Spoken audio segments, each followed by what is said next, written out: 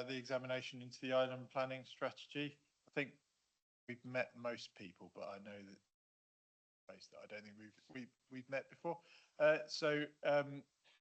My name is Andrew Steen, and this is David Spencer, and we've been appointed by the Secretary of State to examine the island planning strategy. Just to check out, you can all hear me okay? Yep. And a reminder to please turn off or at least turn to silent mobile phones and email software. I know the council went through this morning, but just the fire safety procedures, please. Thank you, sir. Yeah, and just for your benefit, just no fire drills plans. If the alarm does go off, out through the double doors and upstairs into the car park. Thank you. Yeah, if there are any issues with the examination and you need any help, please speak to Louise, who's sitting at the back there. Just a reminder that these examination hearings are held in public. They're being live streamed and recorded. Only those who've made representations, the proposed submission version of the plan, and who have expressed their right to be heard will be able to speak or participate. And those are the people sitting around the table with name tags. If you want to speak or make any points at any point, just turn it up right, and then we can see who wishes to speak, and we can do when we get to an appropriate point.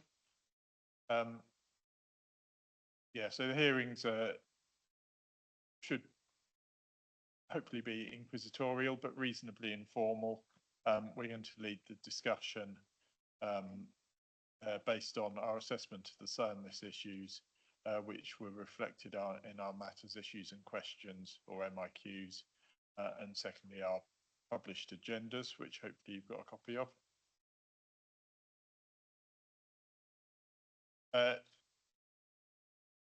As we have been, the questions generally are directed to the council first because it's their plan. But if there is anything you want to raise, then do, as I said, turn your name tag up. So this afternoon's session is continuing on relating to housing, land supply and delivery. And we've read everything that's been submitted, so you don't need to repeat any of that necessarily. But it would be helpful to us is if you don't think the plan is sound, if it's not justified or not going to be effective, then please do tell us what needs to be changed and why. Before we move on, are there any questions or comments on what we're doing? No? Okay. Should we do a quick whiz round of introductions, just because we do have someone new here, Mr. Bedford? Thank you, sir. I'm Michael Bedford, King's Counsel, assisting the council with legal matters. James Brewer, Planning Policy Manager, Isle of Wight Council. Ollie Bolter, Strategic Manager for Planning and Infrastructure Delivery, Isle of Wight Council. David Farrell, Farrell Design Studios for Smallbrook Developments. And Lindsay Goodyear, Bell Cornwall for Smallbrook Developments. Definitely, sirs. Mark Barron from the Home Builders Federation. Mr. Scott, Planned Development Hub representing Vectors Housing, Sovereign Housing and Element Housing. Justin Gentleman representing Foreland Homes, Isle of Wight property developer. James Pink, Captiva Homes. And Ian Delaney, Captiva Homes. David Long, BCM Wilson Hill. Daniel James, Plan Research. Thank you. I'll pass over to Mr. Spencer, who are going to continue with some questions. Thank you, Mr. Steen. Welcome everybody for this afternoon's session. So we're picking up the second part of matter 7 and sort of 2 issues around wider umbrella of kind of housing mix. So we're going to look at issue 2 first, and then we're going to conclude this afternoon's session. I think you'll probably, looking around the room, primarily be with council on issue 3 in relation to gypsy and traveller policies. But the first part of this afternoon's session is around delivering an appropriate mix of house tenures and types, and whether the plan will be sound in that regard. The first item on our agenda is around the approach to delivering affordable housing. See, this can be found through a combination of policy AFF1 as a kind of strategic overarching policy at the front of the plan, and then further detail through in policy H5 in the housing section of the plan. I think our first kind of point or issue we'd like to raise with the council, it's kind of reflected in our matters and issues question 7.9, is whether the approach to affordable housing, we've heard various evidence already to date about the scale of the need that's on the island, whether the approach and the sort of policy framework within the plan represents a kind of a justified and effective approach in helping to meet that. I think I have read it as described in the plan in various places as an acute need for affordable housing. Pass to Mr. Brewer in the first instance. Thank you. Thank you, sir. And yeah, to set out the kind of policy approach within the IPS, there's really two strands to it. You mentioned the first one, which is AFF1, which effectively looks to set an island definition of affordable housing. The reason for that is because of the real challenges we have with affordability on the island, clearly demonstrated by our latest affordability ratio, which I think is 10, when it comes down to kind of earnings against house values, and that's shot up considerably from 8 a couple of years previous to that, and that's set out in paragraph 3.9 plan. So we've got a really difficult balancing exercise to try and do in this plan. There is a real need for affordable housing on the island, I think has been really demonstrated from this morning's conversation, and so we're conscious of that.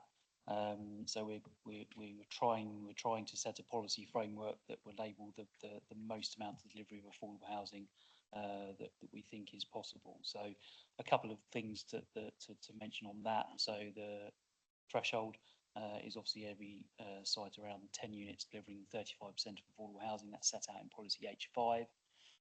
Just returning back to AFF1, that sets those that island definition of affordable housing with those slightly deeper discounts from the MPPF definition as set out for the 1 and 2 beds, 3 beds and 4 beds. And we're very aware that is effectively going beyond the minimum within MPPF, and I would couch that the phrasing in the MPPF is it's a minimum discount of 20% from market value, so it doesn't preclude an authority seeking those deeper discounts. And this is AFF1 is that attempt in plan making to talk to that real issue of those affordability issues which are so acute on the island. So we tried to present a couple of policies which help to do that, and obviously our approach to allocation as well is part of that solution. So only allocating sites of 10 and above, so that those allocations in the plan will deliver affordable housing policy compliant level. It is probably even perhaps more so than the housing requirement issue, the most challenging issue for the plan. Issues we've already touched on and will no doubt touch on this afternoon. Council itself is very aware and has recently released a housing market position statement when it comes to affordability and some of the issues that are facing, and that we'll talk to that in a bit more detail, but I think that sets the kind of summary of where we're at in the plan in terms of the policies and what we're trying to do. We are conscious that the housing needs assessment sets that kind of need of affordable housing at a higher number than housing requirement. That's not uncommon when you look at housing needs assessment that support plans. Often the affordable housing need levels are in excess of the plan requirements. That's not uncommon, but I think that just demonstrates the acuteness of the problem we've got, and so the policy approach we've tried to take to address that as much as we can through the plan, bearing in mind the housing requirement we've got. So can I just add just a couple of points just on the MPPF approach to how affordable housing sits within the context of planning for housing. And just to make the point from chapter 5 of the 2023 MPPF, paragraph 61 is obviously concerned with determining the minimum number of homes needed, which should be informed by local housing needs assessment. And then there's the argument about the standard method and or anything else. But that cross refers then to establishing the housing requirement, which it then tells us is dealt with further in paragraph 67. And it's paragraph 67 that we've drawn attention to a number of times in terms of the point that strategic policymakers should establish a housing requirement figure for their whole area, which shows the extent which their identified housing needs, etc., can be met. And obviously we are consciously recognising, for the reasons we've explained and sought to justify, we're not in a position to meet the needs in full that have been identified by the local housing needs assessment, and that's why we have a housing requirement that sits below that. But then if you go back to when the MPPF is dealing with affordable housing, deals with that in particular paragraph 63 in the first instance. And the opening words are the ones which are quite important. Within this context of establishing need, size, type, tenure of housing needed for different groups in the community should be assessed and reflected in the policies. These groups should include, but are not limited to, X, Y, Z, including affordable housing. So we very much taken the approach which we think is consistent with experience elsewhere, that the plan has to address affordable housing needs, but in the context of the need for housing which is being planned for by the plan, as opposed to, as it were, sitting as a completely separate matter that, as it were, we inevitably need to provide for all of the affordable housing realistically, given the scale of housing need that's been planned for. We just don't consider that would be a realistic outcome.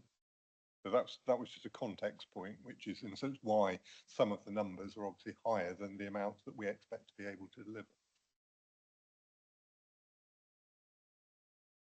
Thank you for that. And in terms of some of the, just very briefly, Mr. Brewer, some of the background to this, as you point out, it's a site threshold of 10 dwellings or more.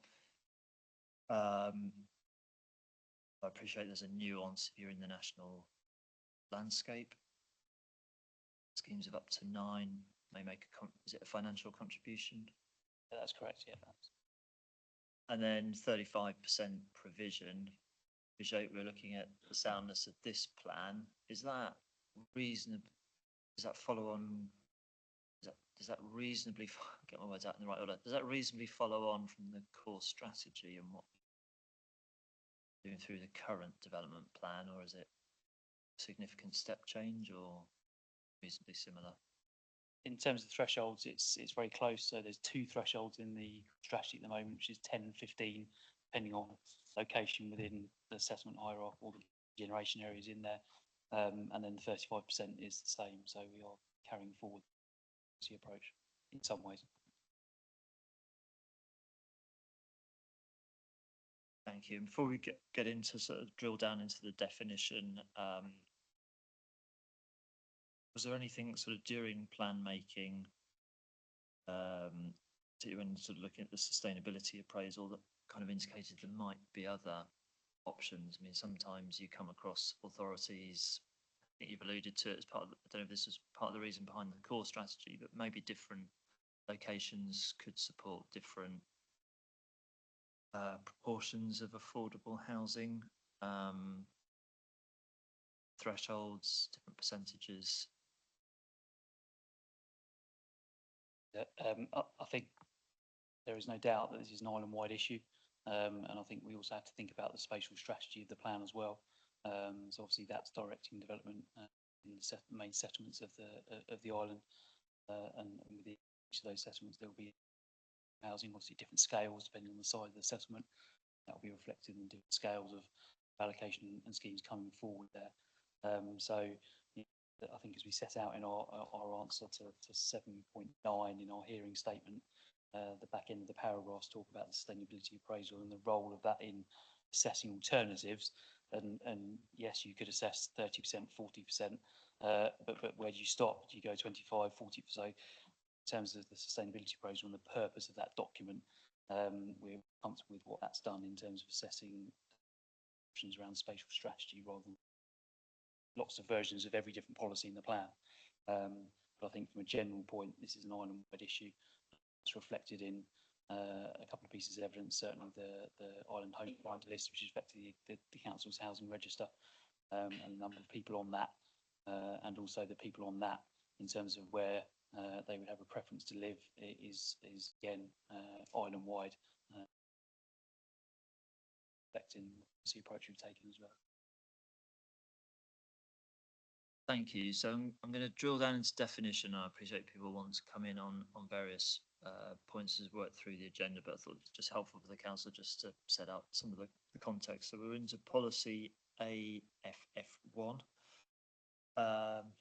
Probably got my agenda slightly the wrong way round in terms of how I want to deal with this. I want to may sort of overlap for terminology, but definition and sort of the target mix of affordable housing within the policy, which has obviously generated a number of representations on the plan. I think as you introduced, excuse me, Mr. Brewer, this is a variance obviously to what's in the National Planning Policy Framework in terms of the definition. So it's understanding really the particular sort of justification for kind of setting that range at 60 to 70% of market value for affordable rent, as opposed to obviously the National Planning Policy Framework referring to an 80% figure. That's while it's presented in policy AF1 is justified in an island context. May sort of then go from there into whether it has any kind of bearing on deliverability and viability. So I'd like the council to set out its stall on that particular part of policy AF1 definition. Thank you, sir. And I guess one of the starting points on this is the journey the plan's been on as well. So we think back to the first Reg 18 that took place in kind of 2018-19.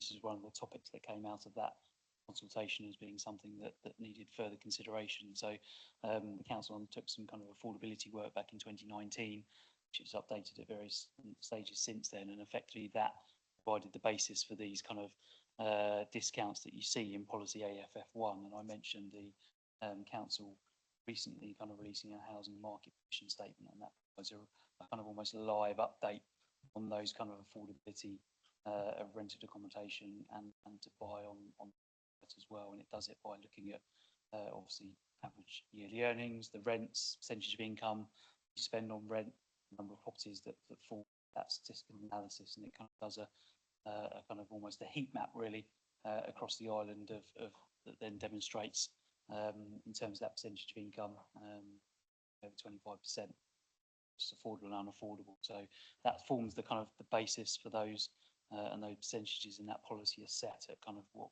that evidence is showing is the island. So that's where that bit's come from. And in terms of the deliverability point, we're obviously aware that has implications on viability, and obviously that has been fed into the viability assessment that we've undertaken and submitted the plan. And I think they're the key points. I think in the two questions that you asked, I think I may have missed one out, but I think that was the 2 points. Thank you for that. And in terms of sort of deliverability and viability of what's in policy AF1 in terms of this definition, Mr. Brewer, you referred to the 2019 viability work or assessment work. I think that's picked up at paragraph 320 of the plan. And I think you mentioned there that it's been updated. Is that in the context of local plan viability work, or is there further, should we really need to be looking at further updates of the assessment in terms of most recent housing need assessment? So there's a couple of answers there. So there's two distinct, I guess, pieces of work. So there's the kind of ongoing assessment of affordability on the island, and that's captured on the website and in our housing market position statement, which started off from that 2019 work. See, it's the approach we've taken, the policy, which is then fed into the viability appraisal and the plan-wide viability supporting that plan. So there's two stages to it. There's the evidence supporting the prospective discounts in policy, and then taking those discounts and applying them through local plan viability, and that's the approach that we've taken. So you've referred a couple of times now to the latest housing market position date or statement. Trying to go through my Rolodex of the examination library. Is this something that's before us, or we would need, we should have if we haven't already? It is something that's only relatively recently been released, so we will need to submit it to the examination library. We'll do that to the programme officer. Just so I'm clear from the council in terms of the definition of affordable housing, obviously policy AF1 speaks very much to affordable rent. Is that at the exclusion of the other forms of affordable housing that are defined in national planning policy in the glossary of the NPPF, or are those other forms, i.e. in terms of check my notes, housing for rent, starter homes, market kind of discounts, are they still deemed affordable housing in an island context? Yeah, yes, they are, and I guess that's the two policies working together. So obviously AF1 sets out those percentages which relate to market sale, rent, and obviously then H5 picks up the target mix and notes around kind of the percentages of rent and other products. And those other products could obviously include all the ones you mentioned, first homes, albeit there's no requirement for first homes in the plan. And I think that's yeah, absolutely the way we presented it in H5.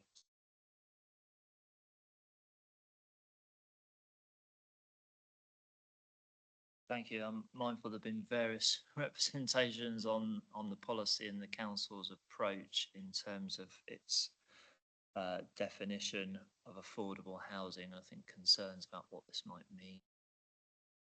Delivery. Anybody wants to come in at this point, Mr. Scott, on behalf of your various clients? Vectors Housing, Sovereign Housing and Elm Housing. Just to give you a sort of backstop, in the last 4 years, our practice has been involved in delivering 88 affordable housing units in Newchurch, Rye, Gunville and Bryston. By way of information, this was 50% of the total housing built in those sites. It's quite interesting. Current time, we're working on 7 sites across the island, both rural and urban areas, which amount to 118 affordable housing units of various types out of a total of 164. That's 72%. Some of these sites are totally affordable, some are 50-50, and there are even sites that are under 10.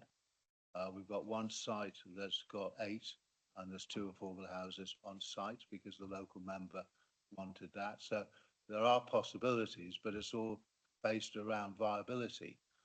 And I think that's the main thing, because we all want to deliver stuff. And, you know, as far as we're concerned, we want to deliver community housing, community, not ghetto housing.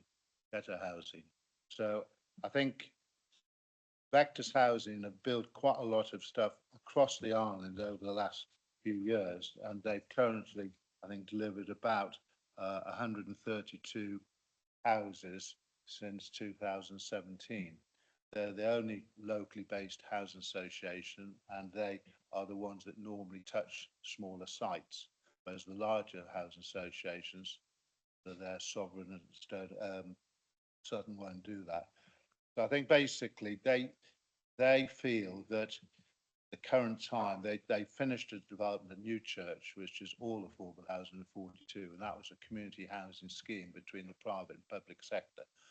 And that, if you have a chance to go and have a look around that, please do, because it is a community of lots of things, including business space. The council actually wanted that to be a pilot for other schemes around the Isle of Wight. I would say that, having spoken to Vectus recently, their priority is picking up 1 or 2 houses as a section 106 sites on rural areas, but they find that their main response is that they feel that affordable isn't really affordable on the Isle of Wight. It needs to be taken to a level that takes in all the points that Mr. Brewer's been talking about, wages and things like that. They're saying there needs to be a mechanism where developers can reduce the amount of affordable element to a level they can offer less homes but at a greater discount. So I think that's the point that's coming out of the horse's mouth from Vector's Housing, and they are in a mood to do more housing, but like a lot of RSLs, they're in trouble. They don't have the finance, the management costs are high, the maintenance costs are high, and so there's various challenges. So I think my perception, I think there has been some comments earlier in this inquiry about spreading the love. So basically, affordable housing should be seen right across the island, because there's young people in Calbourne and Bryce that need a house, as well as in Ryde or in Newport. And I think there needs to be a balanced approach with viability at the centre of the test, where more and wider tenure of affordable housing could be provided. And I think that's, so, we were the first practice to get affordable housing discount for people over 55 on the basis that they could sell their bungalows in Binstead at 350, buy something 200, add 150,000 for their future care needs, which is one of the prime objectives of the council, ensuring that those are actually done in a different way. And also we were the first practice to offer those other units in there for key workers during COVID, and that was a great take up. So I think there's a lot of wider definitions that need to put into place, and I think there is a great opportunity when you think that now the statistic in 2023 to 24 there was 220 houses built, of which 19 were affordable. That's the problem. It's all about delivery, and obviously it's shown when a developer comes along, like Captiva and Sovereign, they're able to put an application in. That application is pushed through in 3 months to show the urgency of what that can do.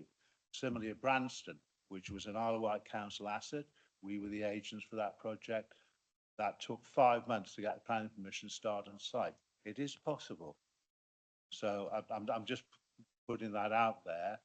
And I think the other thing with regard to affordability is linking in with the elderly, because the need for the elderly is as strong as it is for the affordable level.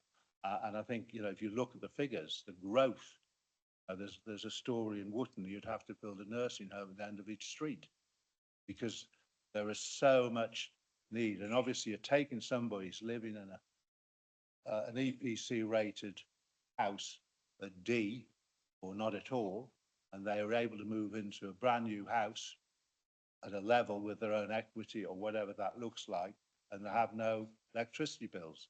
Those are the things, and those new property where the work and retaken into family things. So it's actually looking at a circular approach. And I think everybody wants to deliver stuff here, wants to deliver it. They just need the means to do it, and it can be done.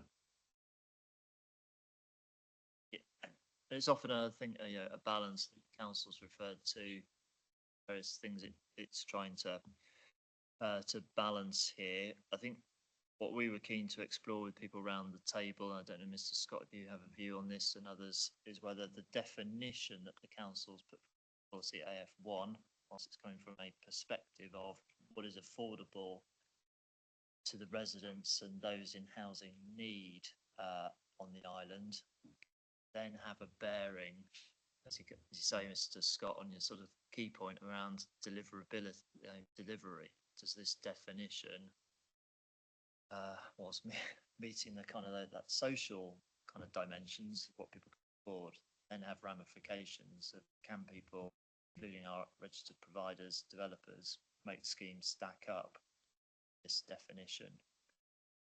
Less Homes England or anybody else is really kind of stepping in. A lot of affordable housing delivery will come down to kind of market conditions. So I know Mr. Delaney, you were first off on this, and I'll bring in others. Yeah, thank you. I think a couple of points I'm going to touch on here, and first I'll address this one to the policy AFF1 that you've raised. So current reality around affordable housing delivery on the island, I think you've probably covered at length, and we've established that nowhere near enough is being delivered. So over the last 5 years, it's 327 units. 177 of those, Mr. Scott's alluded to, were for the elderly, delivered by Southern. So 150 delivered over the 5 years for families and other households, just 30 a year. The lack of large schemes delivering open market units, and therefore typically delivering the 35% affordable, has been a key part of the issue. And that was identified again in the peer review feedback a couple of years ago. Simply don't have enough large schemes delivering homes at all to get to the 35% affordable up to a more meaningful number. The changes that we're looking at in policy AFF1 around the level of discount being applied are going to make it even harder to get viability to stack up for affordable housing. I don't think there's any dispute that those levels of discount will meaningfully make homes more affordable, but we're not delivering anything like enough affordable homes at the current levels of discount. So to increase the barrier to delivering them is only going to make things tougher. We're very happy to see the increase in the discount rate being applied, and it's been something that's had a significant amount of airtime among members, but it's got to be offset against the 35%. We can't see higher levels of discount being applied to the affordable homes at the same percentage of the overall sites on larger schemes. It simply won't stack up. So I think that's one area that we would have a concern around. The other area is sort of more structural, and it ties into national issues as well, or the island perhaps feels them more acutely. Again, I think Mr. Scott touched on, there are only really 3 active RPs on the island. Southern and Sovereign being the 2 large scale, and Vectis being an island-based RP. As is the case nationally, there is a huge issue with RPs funding for Section 106 affordable stock. And what we've seen over the last sort of few years is they are not able to take Section 106 stock on the island. So they cannot secure grant funding without delivering significant additionality over the 35% affordable stock. So what we've seen is we've got out to the 3 that typically operate here, as well as numerous mainland operators, and we consistently get 100% response rate of not interested in taking Section 106 affordable. So we have to find different creative ways to actually deliver that Section 106 stock. So we've set up an approved affordable housing provider as a sister company, Capture, within our group, through which we've been able to deliver some. But as interest rates increased significantly, that model became unviable. We've then gone out, again, as was alluded to, and put different deal structures together with, in this instance, Sovereign, to convert open market units to affordable using grant funding. That's the Acorn Farm Horsebridge Hill site. The irony of that site is we were able to secure with Sovereign the grant funding to convert the 131 open markets to affordable, but we couldn't find a provider to take the Section 106 affordable stock. And Sovereign won't purchase it because they can't get grant funding on it. So we've wound up working closely with the LPA and with the housing team here, coming forward with a Section 73 to remove that, because now we've delivered the 131 as affordable, to replan that in a way that Sovereign can take the smaller number of units, and convert them. But that process is time consuming and expensive. The fundamental point and the backdrop of it is section one, tinkering with the discount levels, changing the policy, making the bar higher and harder to achieve in an environment where there is not an RP willing to take that stock in the first place is going to cause problems for the delivery of large scale sites. And we are going to need, and these are conversations we've had with people in the room, more flexibility in the way Section 106 agreements are drafted to allow for the situation in the event no one is able to deliver these 106 units. What can we default to? How does the cascade mechanism work so that we don't prevent delivery happening at all on some of these sites? And whether that's financial contribution, whether that's default to different tenure types, not my place to dictate, but we need those mechanisms secured in this plan, or we will face a situation of unintended consequence where we've agreed some wonderful discounts. We've agreed that this is what will make a difference, but we can't deliver a single unit. And that's a very real risk of the situation we face. I think Mr.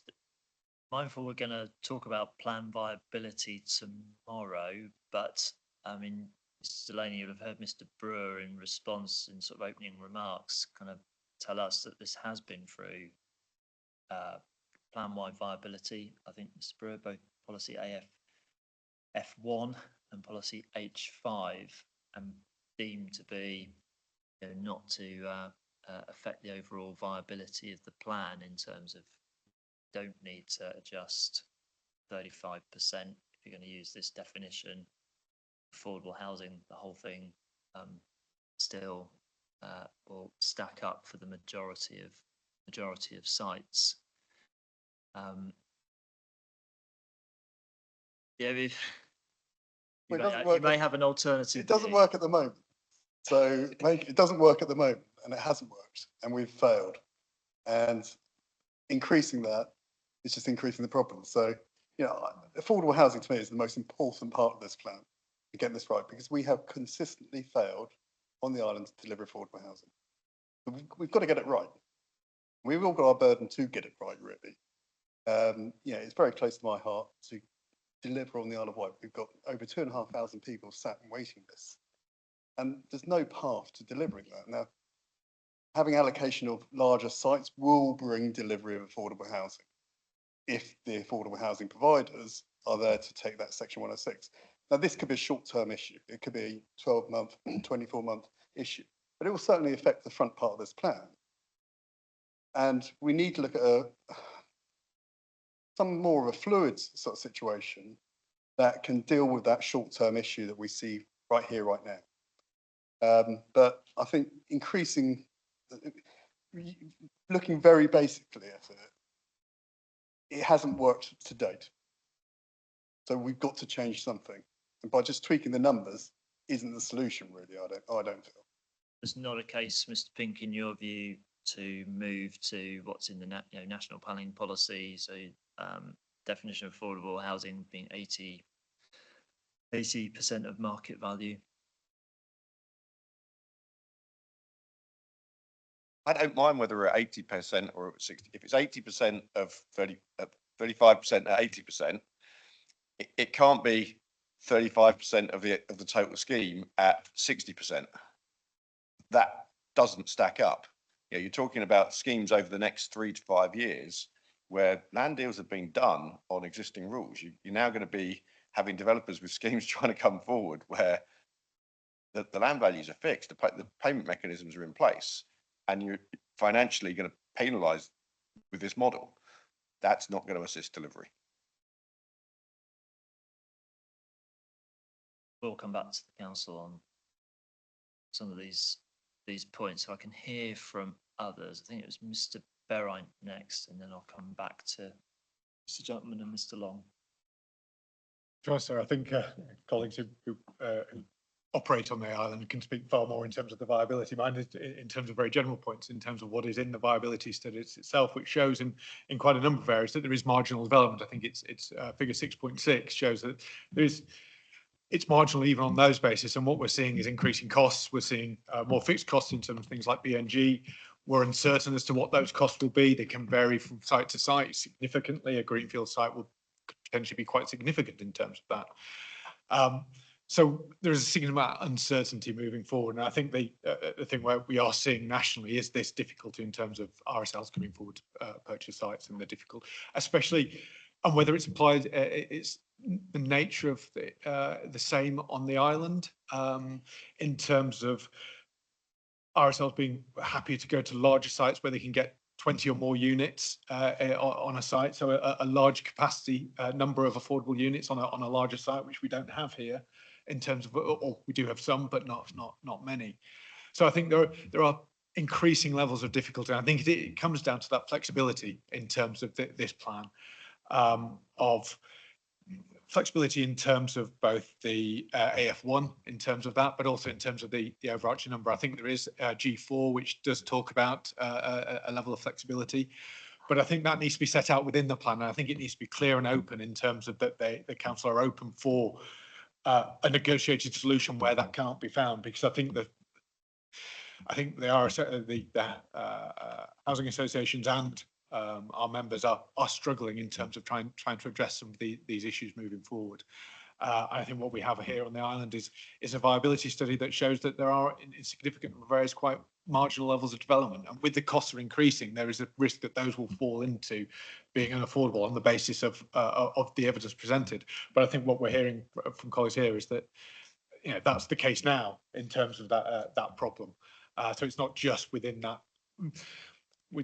Whole plan viability assessments are very much quite general in their assumptions, because that's all they can be, and that's why I think listening to colleagues is that flexibility is required, because it cannot ever take into account all the considerations that are taken, and we're finding, especially in terms of the higher level costs, in terms of the uncertainty on energy efficiency standards, on BNG and the like, it is quite difficult at the moment. Thank you, sir. Thank you. Mr. Gentleman next, please. Thanks very much. As a smaller developer builder, I'm looking at a couple of sites at the moment that have on-site affordable housing. I'm struggling to get any interest from registered providers in taking the stock. We're in a bit of a perfect storm of people have described. Rising interest rates have caused RPs problems with their financial models, as Ian alluded to. We've also had very steep rises in build costs over the last few years, and that presents another big issue, because when you're looking at trying to cash flow your way through a smaller development, being able to get rid of your Section 106 housing stock is absolutely pivotal, because if you can't do that, you can't release your open market housing stock and sell it because of the caps applied within the Section 106 about delivery. The difficulty is that we're looking at a situation whereby the money that you could potentially expect to realise is significantly less than the cost to build and service those units and warranty them. That's before any other costs associated with the development. And of course, without RPs in the picture buying your stock and paying for your stock as you're building it, as is traditionally the way with golden brick, the problem that you've then got is that you've then got to finance the build on top of that. So you're already in negative territory on the stock you're building and servicing, and then you've got to bear the costs of financing it as well. So you're in a situation whereby stepping up from into sites with on-site affordable provision, there isn't a route to enable you to develop them out. And in answer to your question about 80% market discount, does it apply? Does it work if you put a 20% discount onto the stock? Well, yes, it does, because you can cash flow the build, you can finance the build, and you can sell that stock yourself without the intervention of RP. So in answer to your question, yes, it does, because it gives us as developers the ability to develop our way through a site without an RP buying the stock if they're not there to buy it. And at the moment, there is a real concern that those RPs aren't there. And certainly on smaller scale, they don't exist beyond Vectus taking very small amounts. And that's a real problem. To wind up the wick, as Ian rightly points out, when we already have a problem delivering affordable housing is the wrong approach. You know, if you've got a problem doing something, you need to look at ways that you ease back on the regulation to allow it to flourish and go ahead. You don't want to wind that up and make it more difficult. That's just counterintuitive. Thank you. Very briefly, because Sorry, Dave. And one thing that fascinates me is obviously this plan, if it ever gets to its end point. I mean, I've been working with this for 20 years. Well, I was going to retire 10 years ago, and I'm still doing it.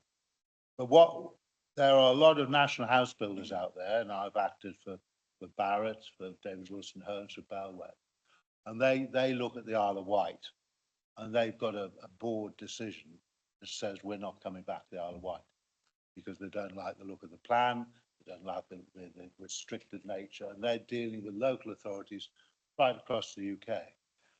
So in this room, you've probably got with these gentlemen here, Justin, one of David's other clients, Penwood, myself in Element Housing. Those are the deliverers of housing on this island.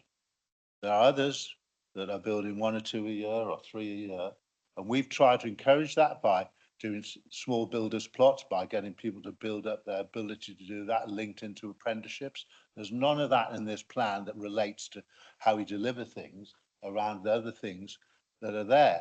And therefore, you know, there's a real problem to satisfy those numbers because most of this is homegrown.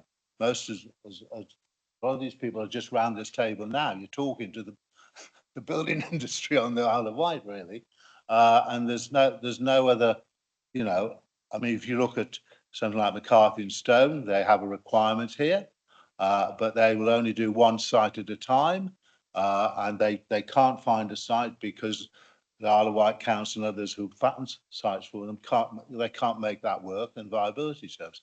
So that's the problem. It's creating flexibility to go to a bank and get it funded, and then be able to take that across 2 or 3 years, even 4 years on a site. And things change.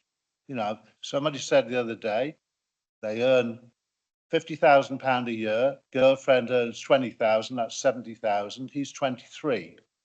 He's buying a house for 270,000, a brand new house, and he can't because they won't give him a mortgage because he's under 25.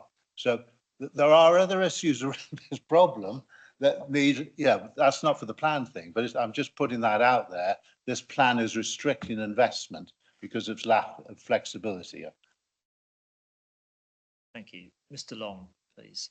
I think it's been just touched on when looking at the evidence base. I think it was the Three Dragons report looking at plan viability against affordable housing, well, housing in general, and that some of the figures, it was kind of the evidence base was what some representations refer to as the mini trust budget, which is the Three Dragons quoted kind of contract build rates for houses at circa £1,400 a square metre through to £1,700 a square metre for flats, or vice versa.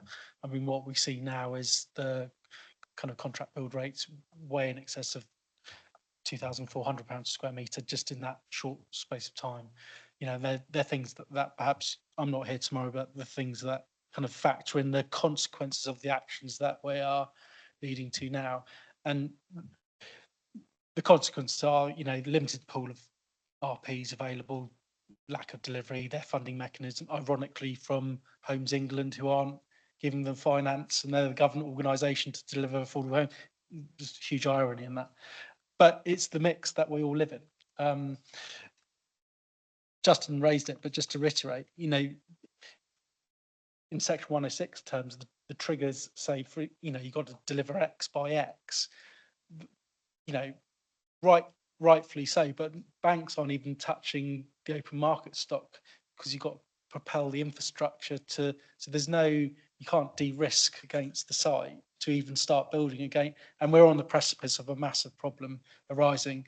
You're lucky that you got some key players in this room that got the stock moving forward in the first imminent supply. So against the housing trajectories that we're looking at, you've got a good player in the room to deliver. But when you look at the back end of the supply, if we can't get this right and perpetuating the problem of I fully understand the point that by making the discounts greater, that there is a benefit to do that, but then you're going to get the sum of zero. And there's one other point that sorry, it's escaped my brain, sorry. Mr. Gentleman, did you want? I've remembered. you- So just in terms of policy H5, Ian touched on it, but we need mechanism in a plan system to have an exit. So discussions have been happening with the council regarding, the preferred mix is definitely for more higher proportion of affordable or social rent product. But essentially, the way this is very difficult to deliver that type of product now. So having some form of cascade mechanism where you can then eventually lead to discounted market sale, at least it's got a value and an exit to that. If we don't build those kind of cascade mechanisms now, and to be fair on the council, they're I think growing into receptiveness against current legal agreements. But if we to give a pipeline, for example, the Nationals coming to the island or similar, so they can read a policy structure to say, I understand that and I know what the mechanisms are if things don't happen. I've still got an exit. Still doesn't write into you can still have the plan in there to say deliver as much social affordable rent as possible, subject to, but having cascades in there is going to be an important mechanism to deliver the plan supply in general, let alone affordable housing. Thank you. Mr. Gentleman again, please. Thank you. Yeah, it's just a point that David nudged my brain on. When we're looking at the build cost figures that put the AF1 policy, AFF1 rather policy, and determine that as viable, the build costs at that point in time were very different from what they are now and where they stand today. That's been touched on in other points when we've had discussions, but certainly from a macro level, I'm working on a site now that 2 years ago is 15% more in build costs than it was 2 years ago. The rises over the last few years have been very steep. And whilst we're seeing the likes of timber coming down at the present time, we're still seeing fired products like concrete costing more money, 5% on it this year, in fact. So in reality, the test on the viability of this policy, I think, really needs bringing into scrutiny, because those build cost figures, if they are wrong, it is not viable. That's really cute on the Isle of Wight. Here, we can't shop around the country as for build product. I mean, I'd like to think I can probably build cheapest on the island than anyone from a scale point of view. But we haven't got the ability to shop around the whole UK. We're very restricted by that ferry. So those build costs are even higher. Like you said, the inflation we've seen in those build costs. There's only a certain amount of layering you can do to this. It gets to the point where you're thinking, first off, you won't get the finance as a smaller development. Second off, you might as well just keep the land and farm it. We're here to build houses and it's got to be viable to make it work. Thank you. We do have viability and the 2022 viability study under scrutiny tomorrow morning. Mr. James, and then I do want to come back to the council on some of the points that have been raised. Mr. James, please. Thank you, sir. So I'm looking at page 238, which is the glossary definition of affordable housing, which is copied from the National Planning Policy Framework. And it covers a lot of factors which aren't actually covered in AFF1, including shared ownership and equity loans. And I wonder if the solution to achieving these larger discounts is actually to look at the equity. So from the home buyer's point of view, as long as they get the discount, are they as concerned with who owns the remainder of the equity in the property? So if you were, for example, to pay 60% of the market rate, but 40% of the equity was retained with the landowner or developer or investor, and that seems to be a lot more feasible way than trying to build a house significantly below cost price. So I just would like to propose that maybe AFF1 could actually bring the equity point and the alternative options that are covered in the MPPF back into the policy to actually create some avenues to deliver these larger discounts, because on the face of it, it doesn't look viable.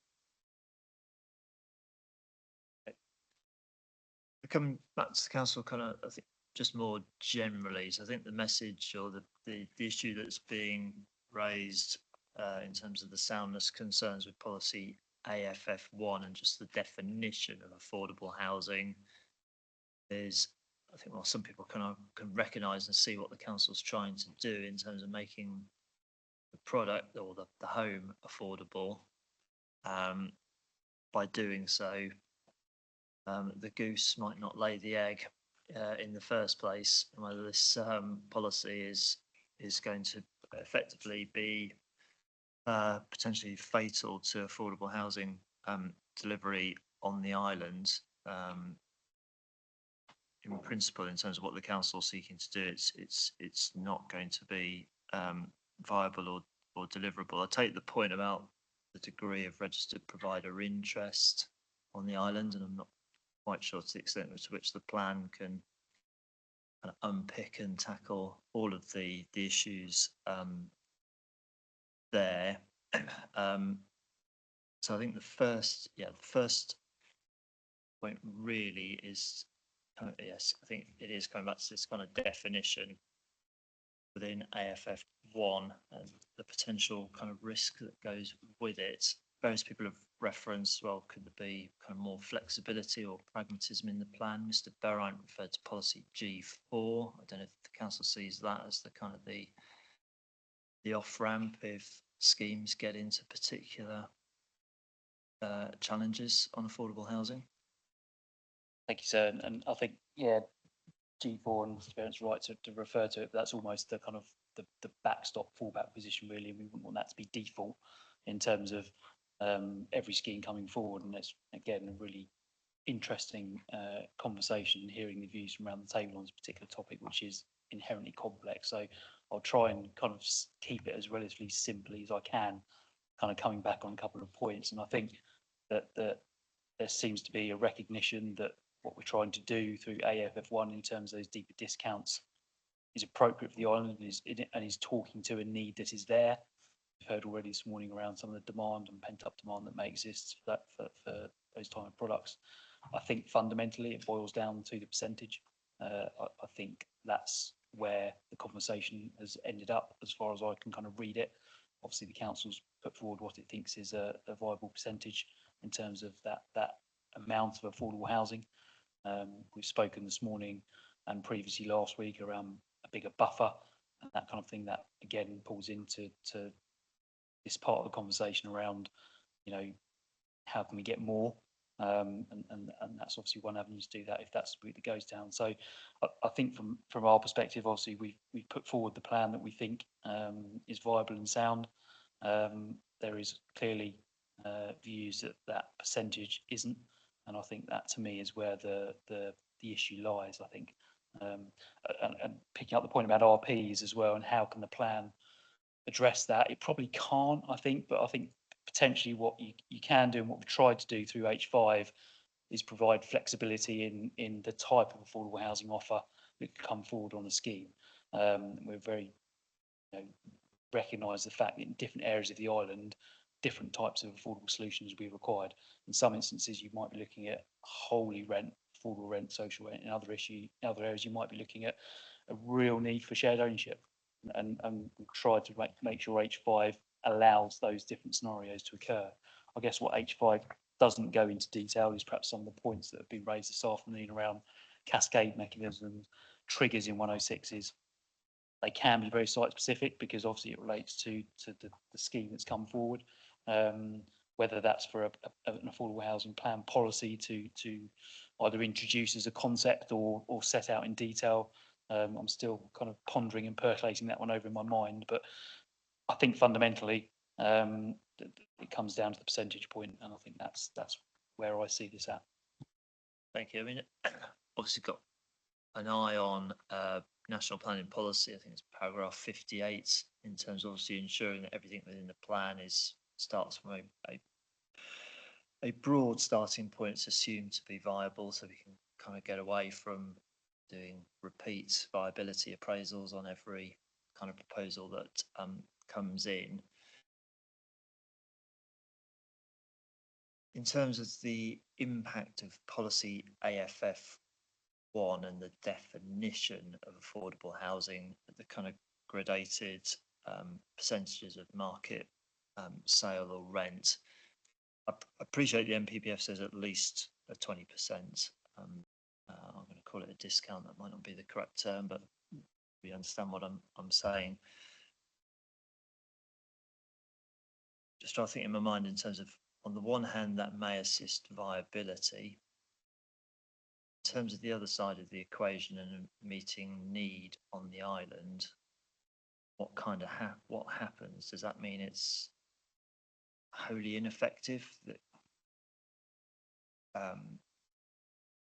we really need these percentages for affordable housing to be affordable on the island, and going to a more national model, very few people would be able to afford at that rate, 20% discount. Thank you, sir. I think, again, it's quite a nice crystallisation of the two issues, isn't it? I think from council's perspective, deeper discounts is the absolutely key thing, because that's addressing one of the core issues. And when we think back to the kind of opening statement and the corporate plan and the key priorities in that, delivery of affordable housing for island residents is one of those core priorities. And we've heard a lot of commentary around that this afternoon about how important it is to everyone in the room as well. So I think from a council plan making perspective, I think AFF1 is absolutely vital in terms of those deeper discounts, because that is starting to address some of those real issues we've got on the island. So I think in that balancing exercise, I think that's where we lean towards in terms of importance. That makes sense. It does, even if from the council's perspective, you end up more often than not potentially having to have negotiations on a site-by-site basis with the development sector. We're saying here now, we're not sure we can deliver this and make it viable. Council accepts that could be a consequence of, this is very important to us, we need these deeper percentages. Consequence of that is, you're going to find more time, resource, potentially having to have kind of bespoke conversations through the prism of policy G4 or whatever the other mechanism, other mechanisms that might be available. And then follow up to that, given the council's significance it seems to be applying to this policy. And I appreciate this is one of the sort of the trio of kind of overarching policies at the start of the plan. I think there's a kind of a recognition of the kind of significance the council gives to this issue. The council's a view on, I think, picking up Mr. Gentleman's points, and we'll come to this tomorrow. I think we've got to keep an eye on the last plan-wide viability study was 2022. Period of time has elapsed, things will have changed. That needs some sort of revisiting to be wholly assured that this policy is deliverable. Mr. Bedford, I sense you. Well, no, I mean, obviously, it is, as you rightly say, one of the key topics for the council in producing the plan. Obviously, we'll talk about viability tomorrow and the 2022 study, and so I don't want to, in a sense, trespass into that because that's clearly a separate discussion. But certainly on the evidence as it currently stands, we think it's pretty clear from HO11, which is the 2019 analysis, that is showing effectively that using the discount levels in the MPPF does not produce housing that would be affordable to those who are in housing need on the island, so that it becomes, in a sense, a somewhat empty exercise to apply a definition that doesn't then deliver housing to those whose needs are not met by the market. So that's what we think is the evidential starting point. But then secondly, when you look at the definition in Annex 2 of the MPPF, it's got an opening paragraph, and then it's got its subcategories. And we think that obviously the opening paragraph is really setting the parameter of what the policy is trying to achieve. That is to say, housing for sale or rent for those whose needs are not met by the market. And that's the real driver. And consequently, any local application of affordable housing policy has to ensure that it works as a vehicle to deliver housing for those whose needs are not met by the market. And so if the local market evidence is what we say it is, it follows that you actually do need to adopt an approach in accordance with AF1 to actually achieve what's at the heart of the national policy of achieving housing to meet those needs which are not otherwise being met. And I think there's probably a fine point as to what extent one can say that AFF1 is consistent with Annex 2 because of its use of those words, at least 20% and so on, or to what extent one says, well, it might not be on all fours, but as with every other national policy, you can apply national policy unless there is a localized justification for departing from national policy. In a sense, we probably don't mind where you sit on that debate, because either one sits comfortably on the side of saying, well, actually, reading the Annex 2 glossary definition in full, what the council's doing is consistent with that because of that overarching introductory sentence. But if one doesn't go down that route, one says, well, what the council is doing is a justified departure from that because of its local circumstances, and that again is in broad terms an appropriate way of dealing with it. So we do think that the policy is important. It's critical to get the definition right, which we think we've done, and obviously we can have a discussion either later this afternoon or possibly more particularly in the context of viability tomorrow on what that then means, what else might have to flex in order to ensure that what you're delivering is that type of affordable housing. I hear from Mr. Delaney, then Mr. Gentleman, then Mr. Scott, please. Mr. Delaney. Yeah, just wanted to come back in response to one of the questions you asked of Mr. Brewer around, is there demand for affordable housing at the current MPPF discount level? So, and I think that's, we can give our experience of that answer, which across the last 4 schemes we've delivered, all of the affordable housing has been at 20% discount, and it's been taken up inside 3 months within local live work connection policy of people within the parish. So there has been overwhelming demand for affordable housing delivered at 20% discount.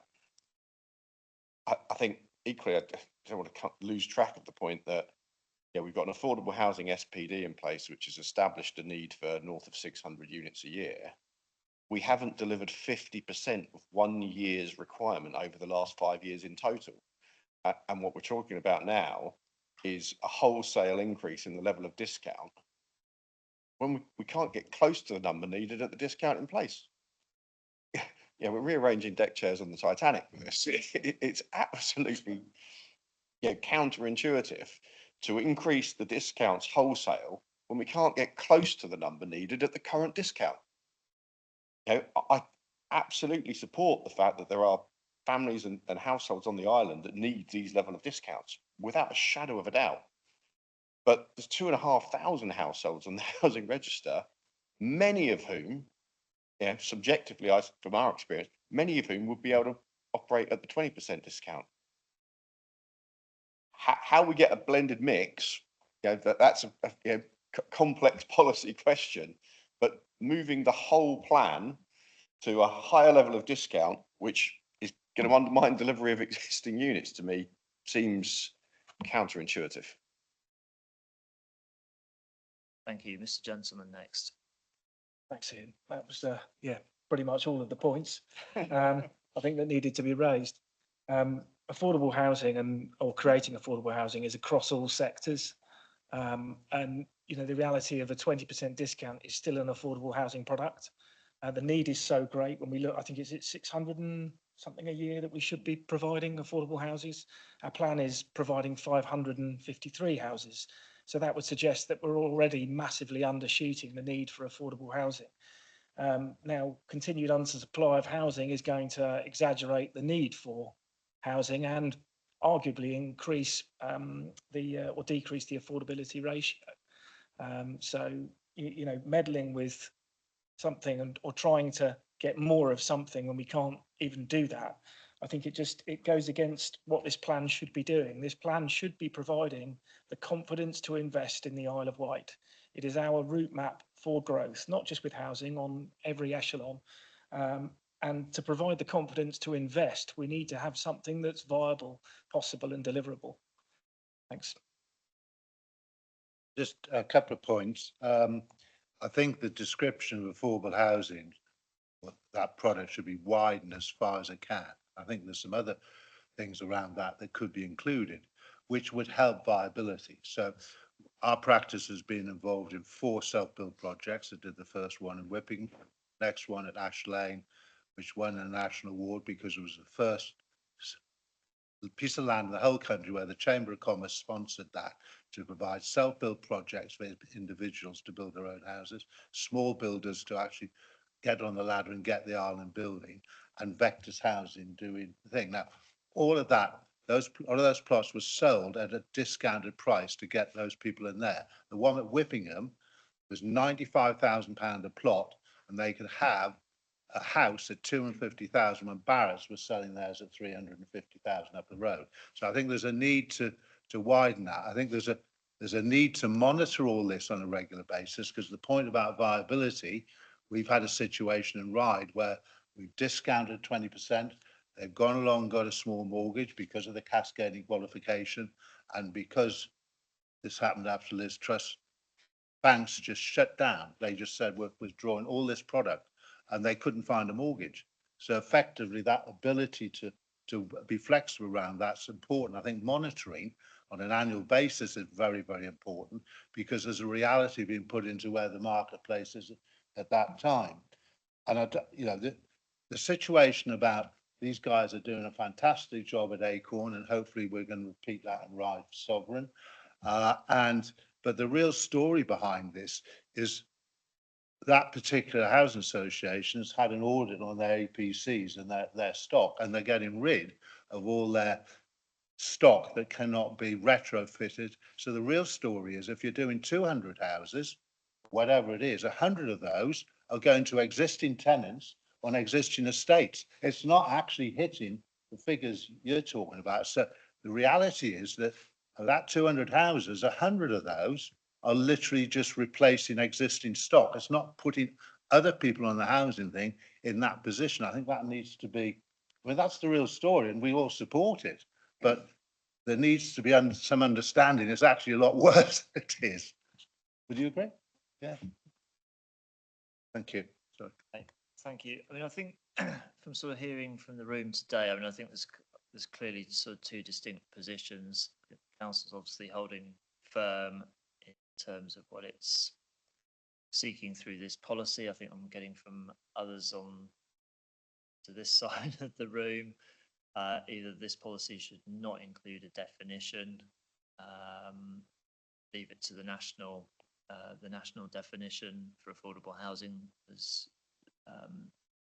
Mr. Delaney kind of referred to. There might be a difficult kind of policy discussion about on a further mix, or further definition or further percentages, but I'm not aware anybody has suggested or put forward what that could be. I think it's the council's forward what they think. I think the alternative is revert to what's in the MPPF, and that's probably a judgment to be left with us. In terms of looking at the council's deeper percentages, the issues we've heard around concerns around how that can be delivered on the ground through developments. We'll obviously come on to obviously G4 and possible flexibility. Is there anything else that the council can provide or say that can, or provide that kind of assurance or reassurance that this policy can be delivered? Is there anything the council's going to do in its own capacity or role further to the plan to kind of assist affordable housing delivery? Yeah, it's probably slightly wider than the island planning strategy. No. I'll endeavour to pick up on this point, speaking on behalf of the council as a landowner. So obviously a very distinct and different hat to the normal LPA hat that I wear. I think we've heard obviously a lot of discussion, but I think everyone in the room is agreed. Ultimately, this is a massive issue for the island, and ultimately, again, I think it's all fair to say we all want the same thing: the delivery of affordable housing on the Isle of Wight. The council is, as a whole, committed to that in pretty much all its published material. It will always come back to this being an issue, and it is actively looking at how it can best use its estate to help facilitate that, and that's either direct or simply by selling and selling sites on a particular basis with a particular end use view. I probably can't obviously say much more than that at this point, but ultimately, yes, there are some wider interventions available to the council that they are actively pursuing. Thank you. I'm going to move the discussion on, mindful of time. I don't think there's any kind of middle ground on this. I think that's a ball that's kind of firmly back in our court to think about in terms of the soundness of that part of policy AFF1. I can just turn to kind of just the mix of affordable housing that the plan is seeking to secure. So through policy AFF1, there's references to kind of parish level housing needs surveys, I think helping to kind of inform the type of mix of affordable housing. I should probably have identified in my agenda, I think it's at policy H8, further sets out the council's seeking in terms of that, the mix of house sizes within the respective kind of tenures. Can I just understand, Mr. Brewer, do the figures within policy H8 come from the latest or informed by the latest kind of housing needs assessments that we have in the examination library? Yes, that's correct, sir. So we have two housing needs assessments, one from 2018 and a further one from 2022. So these mixes talk to those documents, specifically the latter one, but also consider very back to paragraph 316 of the plan and table 2, which is that island home finder and ADD statistics, which provide the real I guess shining light on where some of that need is in terms of size. So certainly from an affordable perspective, that's formed part of our consideration as well.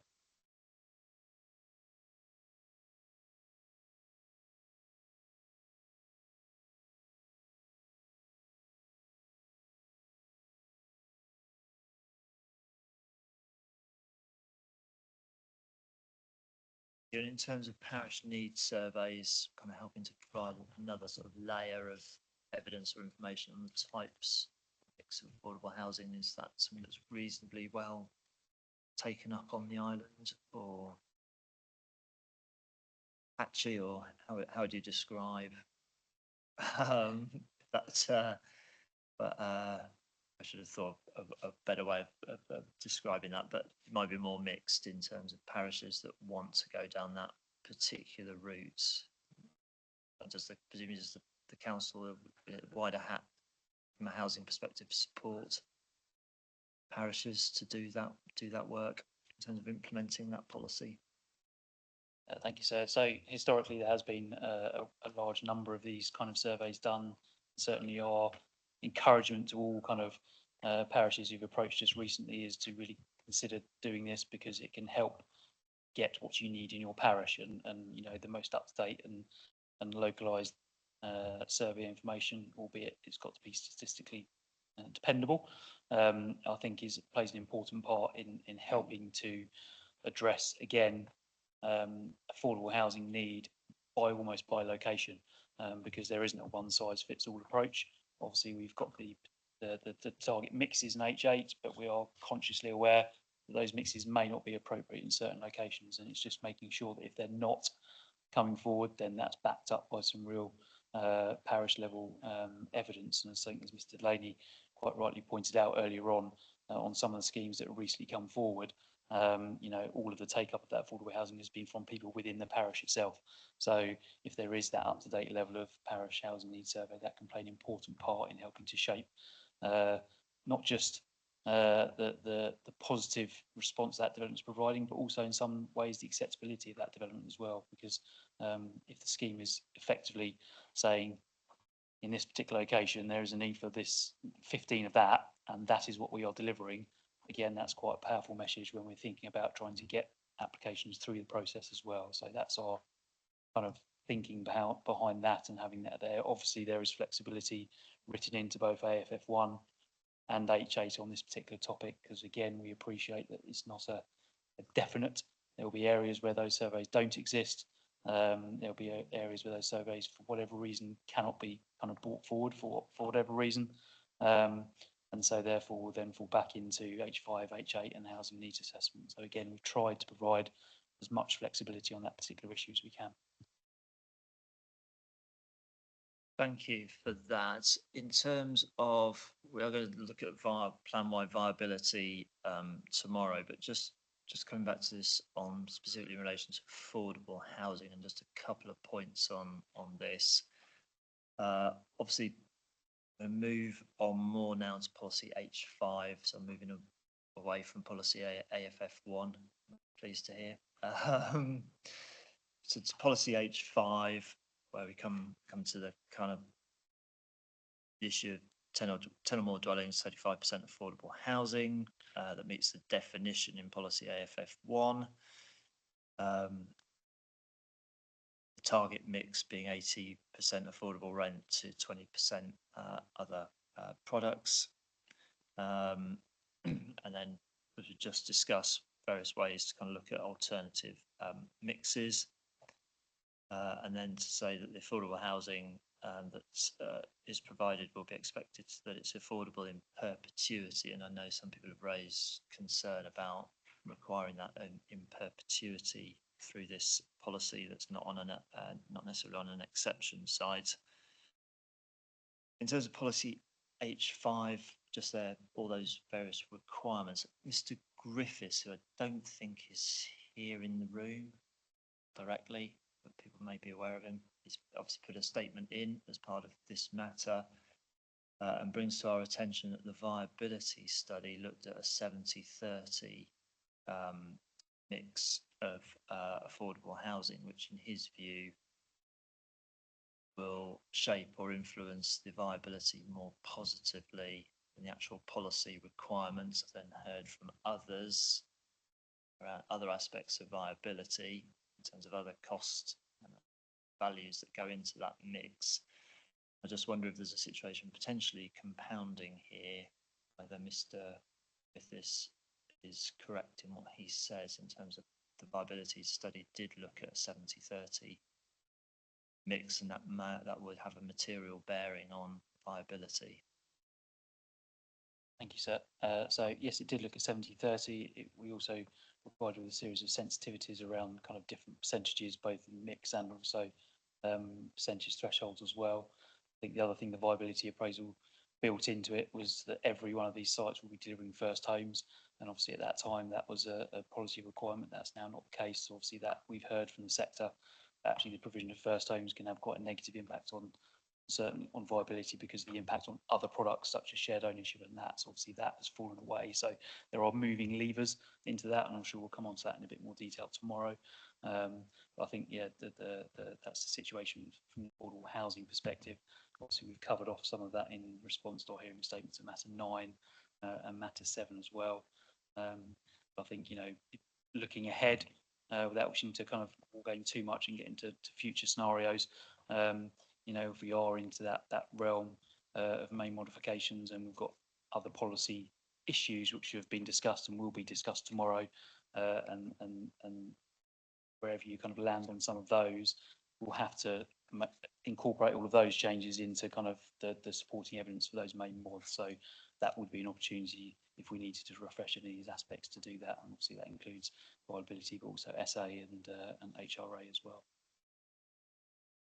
Then various people, I think, around the table as part of suggested as part of policy H5, there's a clearer reference to viability considerations, whether some of the supporting text, because I think you do recognise in paragraph 763 to policy H5 that you may have to go down an open book assessment route where viability is an issue.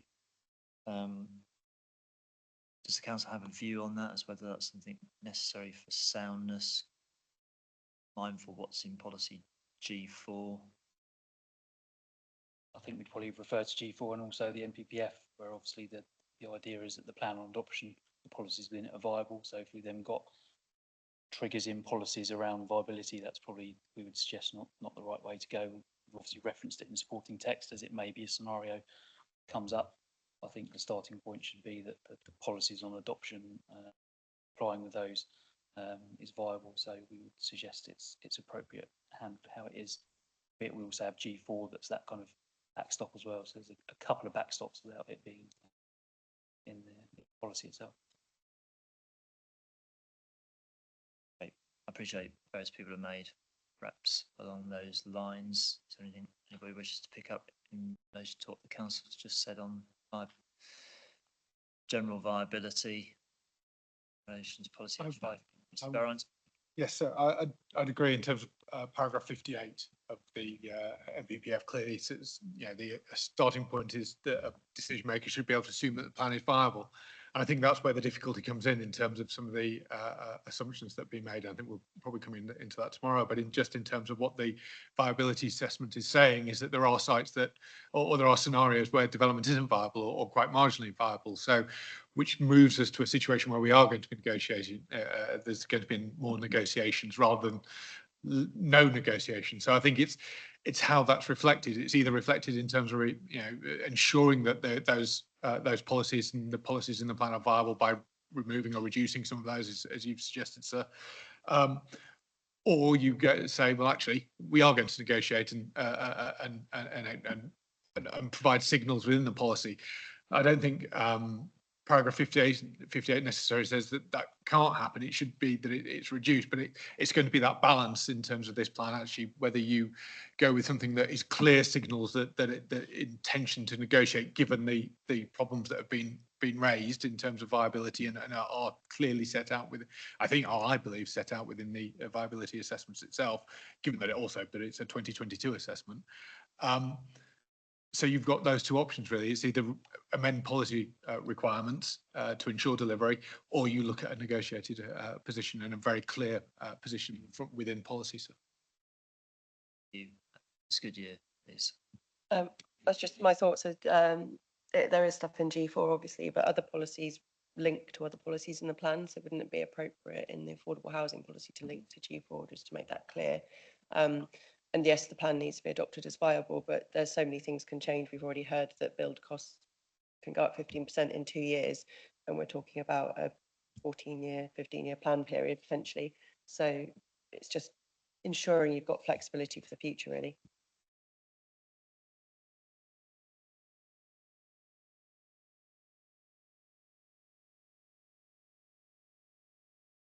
Thank you. Thank you, Mr. Gentleman, please. Thank you. Sorry, I just wanted to make the point that negotiating with the local authority in terms of what you're looking to provide is something that, as a smaller builder developer, you really want to avoid. You know, we need to get on quickly with what we've got. We need to be building. We need to keep our teams busy. Risks of protracted negotiation to try and get something in the longer term aren't going to assist us in terms of actually delivering. It creates a barrier to delivery because it's problematic. We all have the best will in the world to do something, but if we're trying to maintain a team and get on and build, when you're looking at a site that's going to require protracted negotiation to try and sort something out, that's just got risk written all over it. Thanks. Mr. James, please. Thank you. Going back to policy H8 and the local housing needs survey, it isn't explicit who carries out that survey. It's been the practice that parish councils tend to do those in their own parishes, but they don't tend to do them very often, and they don't necessarily have a very good reach in terms of number of responses. And so I've read these surveys where they say, we accept that there is a need for 1 or 2 additional houses in the parish, because so just declaring my interest, I am a parish councillor in my own parish. Some people specifically join the parish council in order to prevent house building. And so they have input into these kinds of surveys. And so I just wonder if there's clarity about whether it must always be the parish council that carries out the local housing needs survey in the specific parish, or whether a third party or even developer can commission a survey to update or reach a large number of people. I'm just looking at para 780 of the plan. It seems to infer that these are carried out by parish councils.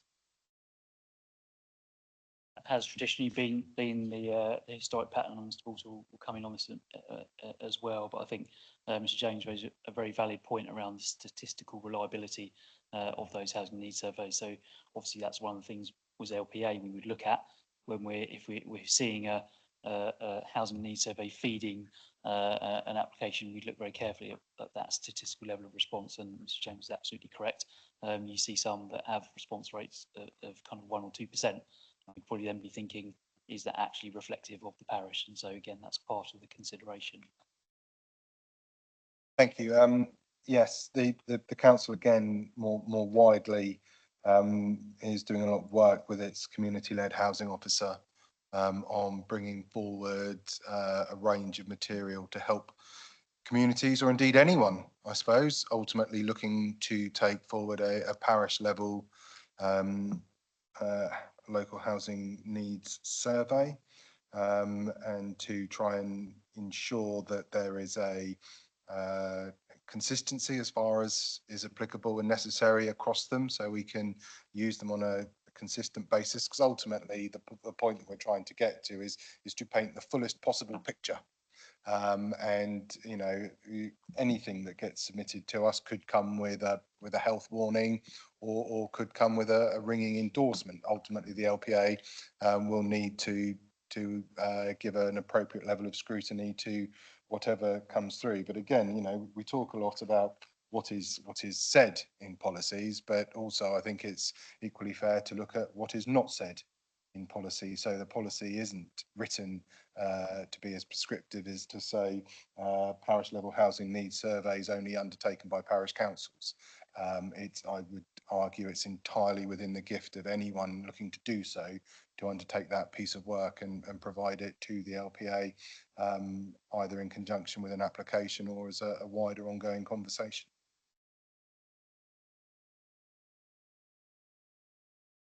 Thank you.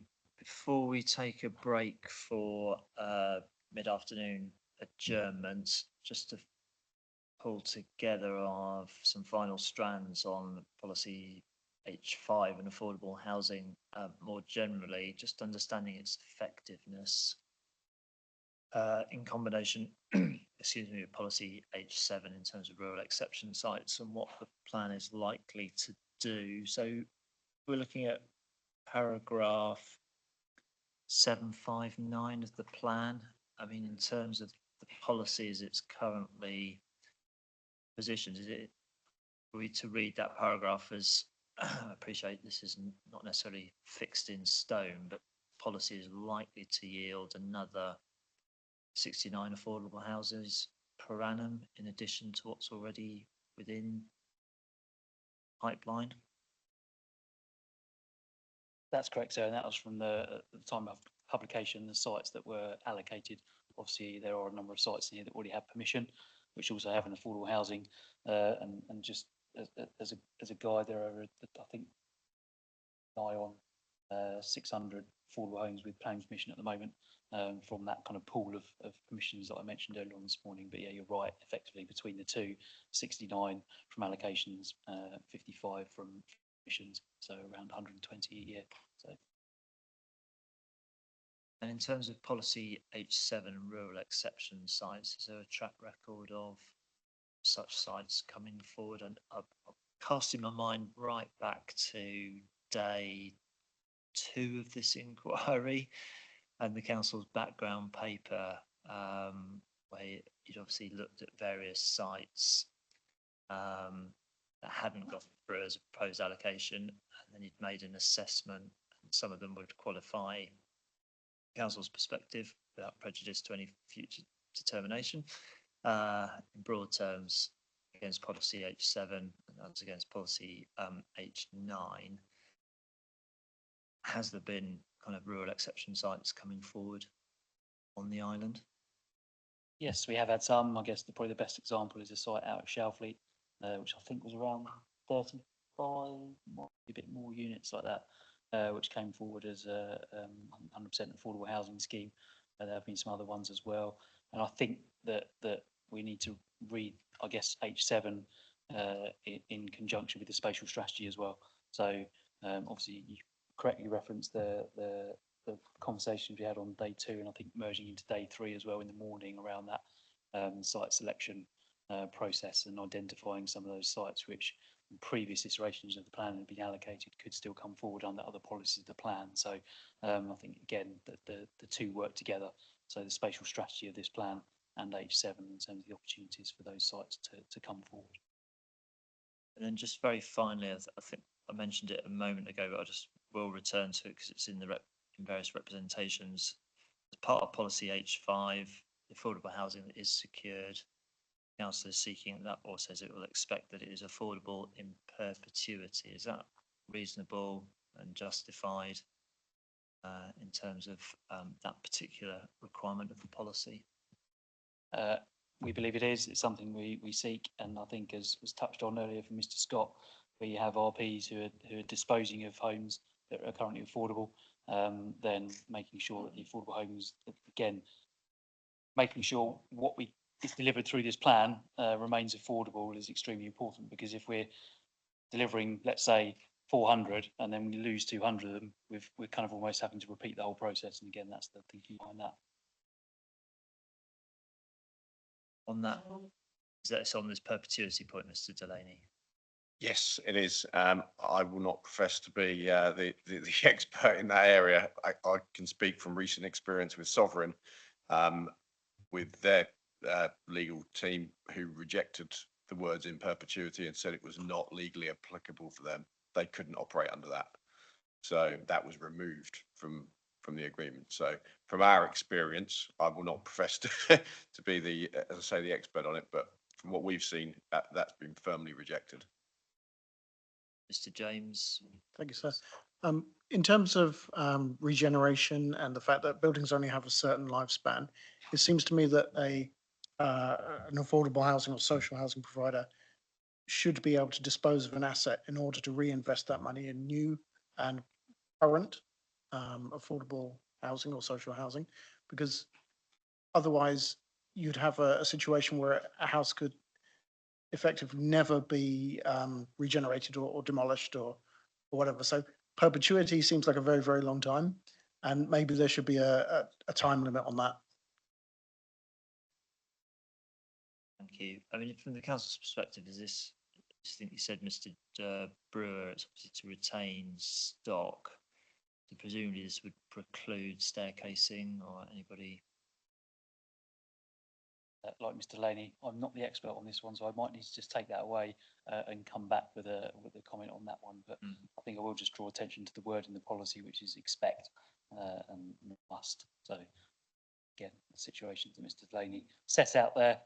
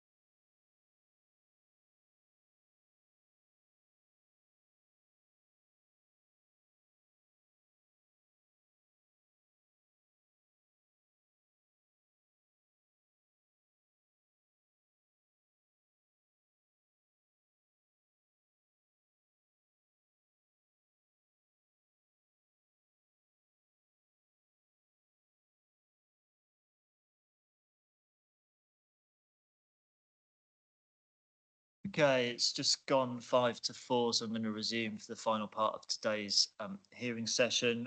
In terms of the agenda, I'm now on matter 7, issue 2, and it's full item 2 under the agenda. We've looked at briefly at the affordable housing mix, but just coming back to housing mix more generally, in terms of what the plan's seeking. Obviously, this comes back to policy H8 in the main. I think a similar question to the council, picking up from our MIQ 7.10,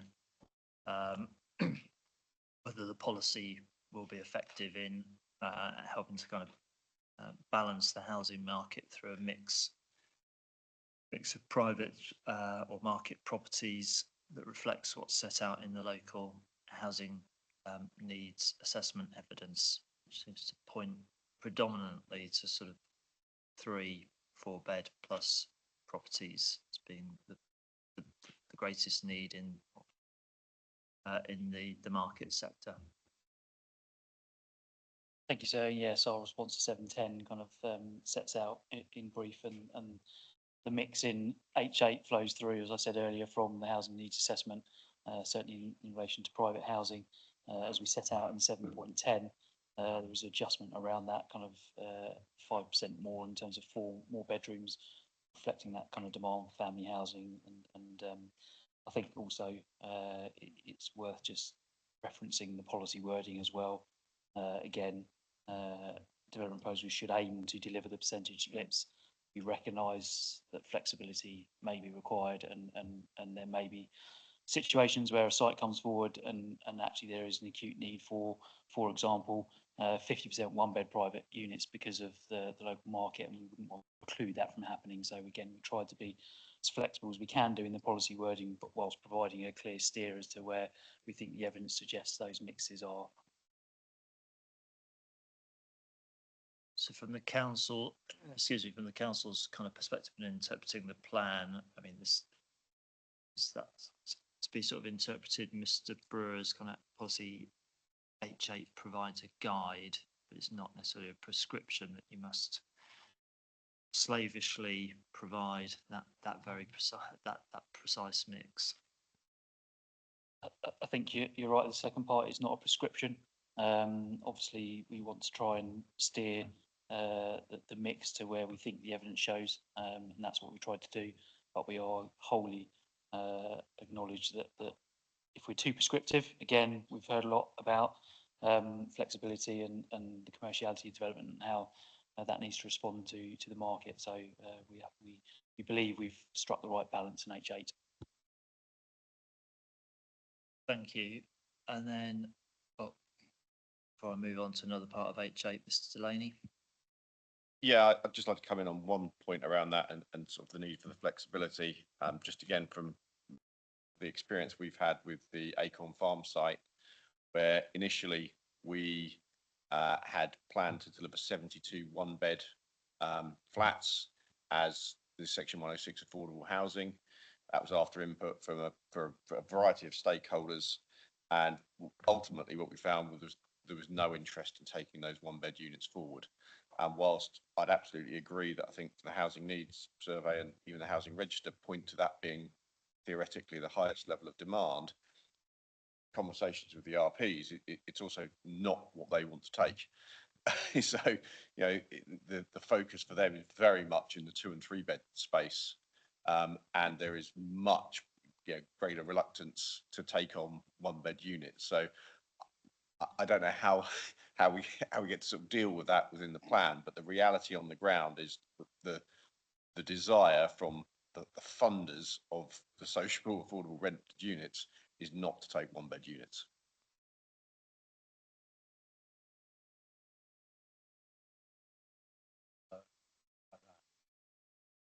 From the council's evidence underpinning the plan, this has come from the needs assessment work, which presumably has some empirical data in terms of households or what's needed to meet demands arising from households within the island. Yes, that's correct. So the HNA goes into quite a lot of detail around demographics and household formation rates in different parts of the island, etc. And I think from the point Mr. Delaney is making there around that, the phrase perfect storm was kind of raised earlier on. And I think when you look at the table 2 on paragraph 316 of the plan, which has over 1,100 people on the housing register in need of a 1-bedroom property, and then we have a current lack of desire to take on 1-bedroom properties, that's a challenge. How the plan solves it, good question. So I think the flexibility we've built into H8 becomes even more fundamentally key in that respect, because those RP decisions may change over time. So we have to make sure that we're not kind of cutting our nose off to spite our face to a certain extent and saying, they don't want them, so we're not going to provide for them. But the policy allows different things to come forward, which I think is the key thing. And is there a difference between what people want, people need? Philosophical point for late on a Wednesday afternoon. No, I didn't just bring it back to try and put that in some sort of context. For kind of habitable accommodation, a 1-bedroom property will meet a single person's or a couple's accommodation needs. They might prefer or desire a 2-bedroom property for some additional space, but ultimately a 1-bedroom property would provide an acceptable standard of accommodation. I think certainly from a housing register perspective, that they are assessed on their actual need rather than their kind of, what they'd like to have. So that's potentially why one of the reasons why we have a very high number in that 1-bedroom aspect. And I guess following that then through into delivery and what comes forward in schemes, is that kind of tricky point around what the RPs will then pick up. So I think flexibility is key. But Mr. Scott, from your perspective, I mean, the evidence I'm hearing that the registered providers may not necessarily take 1-bedroom properties. Is that wholly a viability? Is that a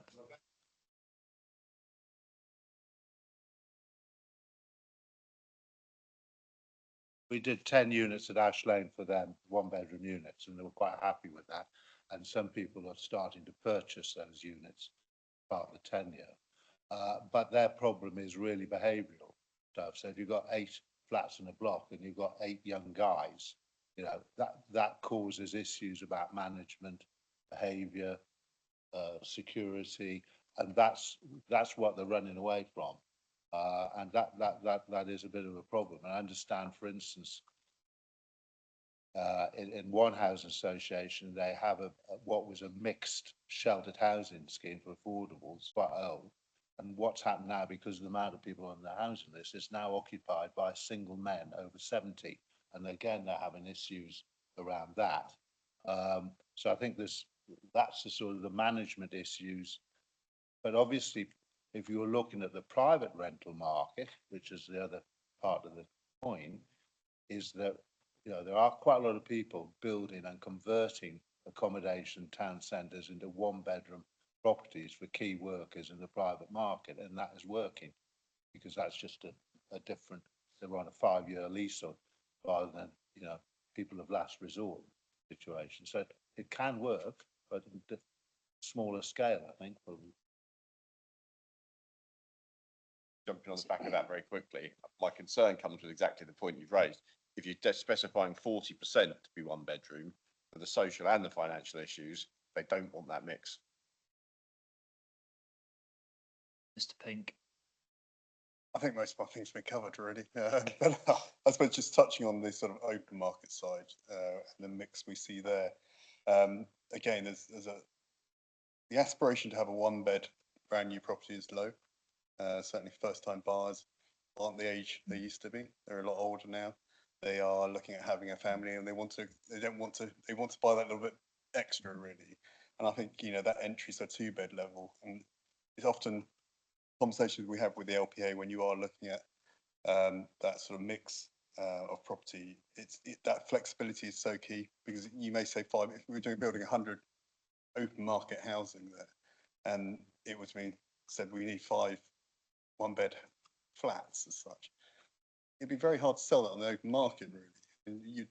two beds, you move all the time, but the one beds would be very restrictive. So I think flexibility is great, but how is that interpreted in 5 years, 10 years time with a junior officer, etc. from there who's taking maybe a more of a literal than a purposive approach in this. Mr. Gentleman next, please, and then Mr. Farrell. I'm working on a site currently which had an extant consent on it, a small site for 5 dwellings. 2 of the original dwellings on the site were 1-bedroom units. It's South Wight in Knighton.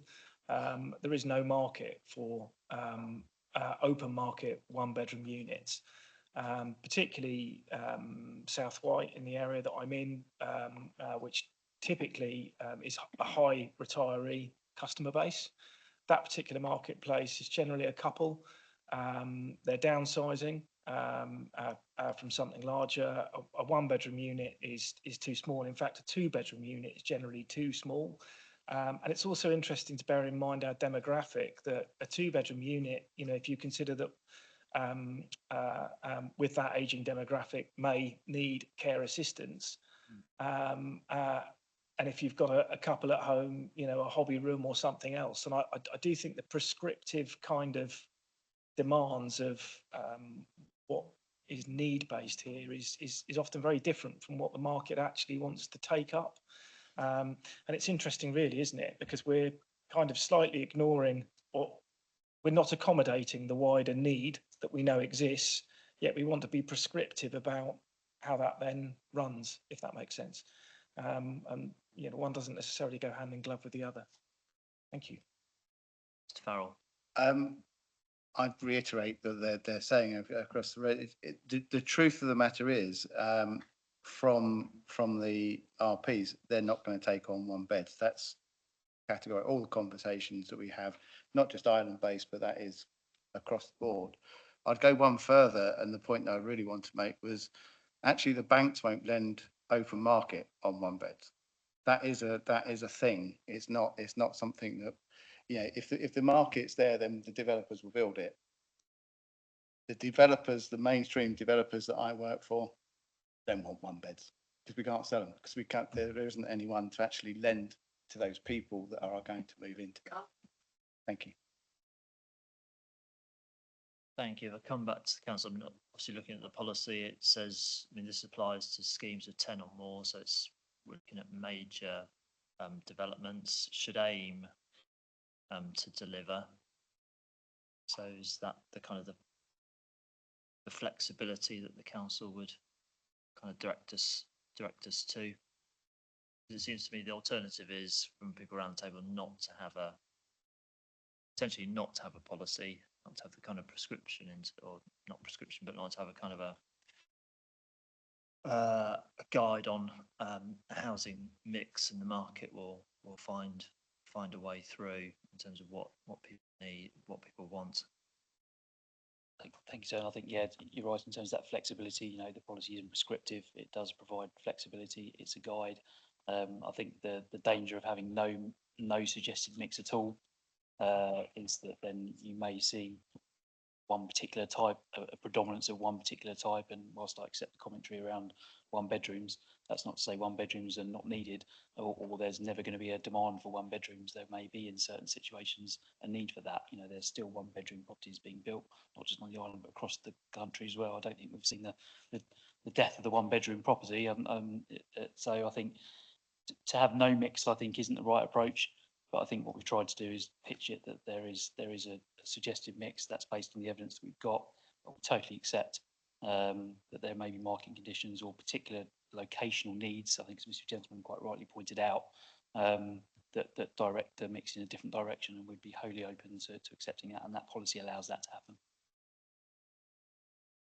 Mr. Berrine, next, please. Thanks, sir. It seems to be a disconnect sometimes between what the needs survey and the demand in terms of this, and in part, I don't know, probably a very minor point in terms of solution. This is in the first paragraph. It talks about being in line with the latest housing needs assessment or local housing needs survey. And I think it's talking about identified needs and market demand in line. And I think maybe have regard to some of those assessments. So therefore you're having regard to the assessment, but also you can have regard to the demand that's there within the market may well offer some semblance of flexibility more with if you decide that policy is needed. So I think it's that element to how do you have that market demand factored within the decision making as well as the council's own needs assessment. So it's that balance there.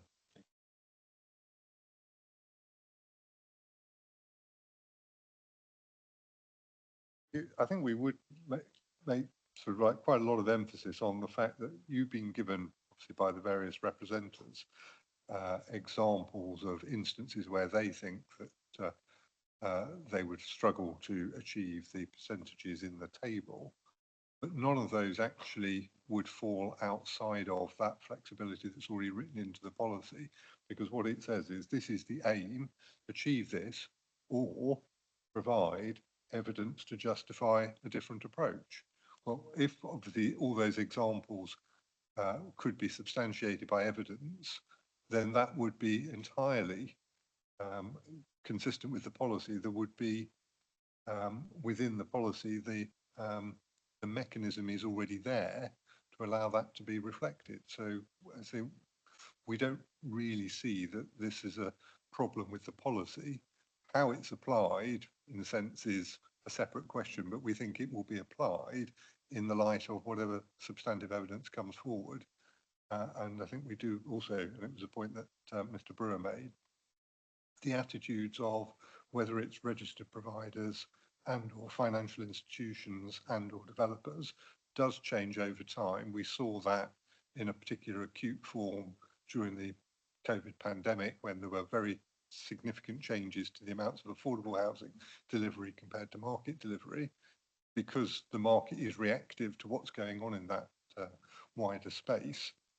And so we would say, well, this policy has got that flexibility within it, and that's, you know, that's as much as the policy needs, and the rest is, you know, how it then is translated in individual decisions. Mr. Scott, then Mr. Pink, please. Point regarding trying to get as much affordable housing built and being as flexible as possible. And I know this does happen on the mainland because one of my consultants does an awful lot of work in Portsmouth, where, for instance, there's a site in Wight where there's a £35,000 payment to be made into the affordable housing pot, and it's waiting to go into that at some point.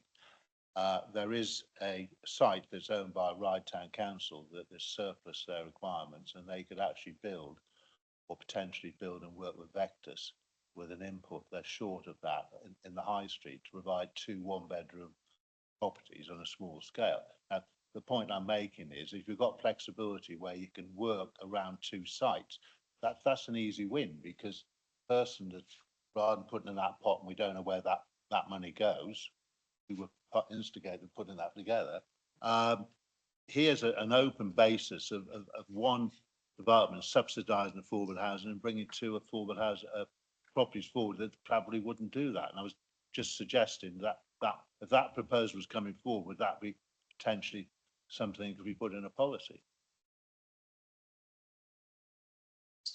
Yeah, happy to come back on that, having worked in Portsmouth for 10 years and knowing some of the sites where we did that and used 2 sites together. So, you know, the LPA potentially had an approach where a piece of private land came forward, and then there was a piece of council land, and the council land delivered 100% affordable housing, which is affordable housing for the development scheme. And so, absolutely, I think as Mr. Bolter said earlier, as much as what the plan says can happen, sometimes what the plan doesn't say is equally important, and there's nothing in the plan that would prevent that happening. Exactly, that's it. So that kind of creative approach to delivering affordable housing is something that we would wholly welcome. So again, I think from a perspective of trying to think about other solutions, absolutely. And I say it's worked elsewhere, as we've both experienced. So. Mr. Pink, please. James, I appreciate the flexibility that you know, is being put on the table. But Michael, I disagree with your policy wording that you say this is flexible. To me, it's layering on work for both the authority and the developer. It's layering on time, and we should be looking at a plan here that is delivering. We're talking about multiple layers here of housing housing needs survey from the parish, and then looking at, if that's not the case, then trying to prove an alternative to the officer and the planning authority, which is layering up time to actually deliver these houses. I mean, I understand why we need to have a broad mix, and I do think it's purely about the wording here, and it probably is should is the word which I think Mark picked up on there, and it's just the terminology around that, and making sure that officers and certainly junior officers are not being very literal about this point, and how the approach can be met. We should be looking at it in some respects as a quite laissez-faire and letting the market deal with what needs to be, certainly on the open market side, because you're not going to build 54-bed houses, for instance. You know, I couldn't sell 54-bed houses there. If you look at the way we plan our developments, we mix the. I know it looked great on paper and I know it praise, but yeah, I'm not going to sell them there. So viability issue, isn't it? Yeah, but you need that mix, and you need to get that continuous mix throughout the development to be able to get that sales rate certainly that we need to achieve, certainly on the larger sort of sites. And I can understand the issues maybe with smaller sort of sites. Mr. Bolter, please. Thank you, sir. Just wanted to give hopefully not just Mr. Pink, but everyone in the room some reassurance, I guess, in terms of concerns around this fantastic scenario where we are implementing on a daily basis a recently adopted island planning strategy, which one hopes will be in the not too distant future. This really is not simply picking up a whole new plan, which as we've already discussed over the last 2 weeks, has a number of markedly different approaches to the current local plan. So it's not a rolling over. We've also talked about scars. So appreciate that, you know, everyone in the room may well have scars from, if I describe more of the old school development control or even computer says no approach. That's not what this plan is about. That's not what my service is about moving forward. This is part of a significant shift, as I certainly see it, and will be applying it in mindset, which I think hopefully the sector has seen certainly from around 2015-16 onwards. So and this isn't just about even junior officers applying it. This is about senior officers, principal officers, team leaders, applying a whole suite of new policies in a new way based on what it is they actually say.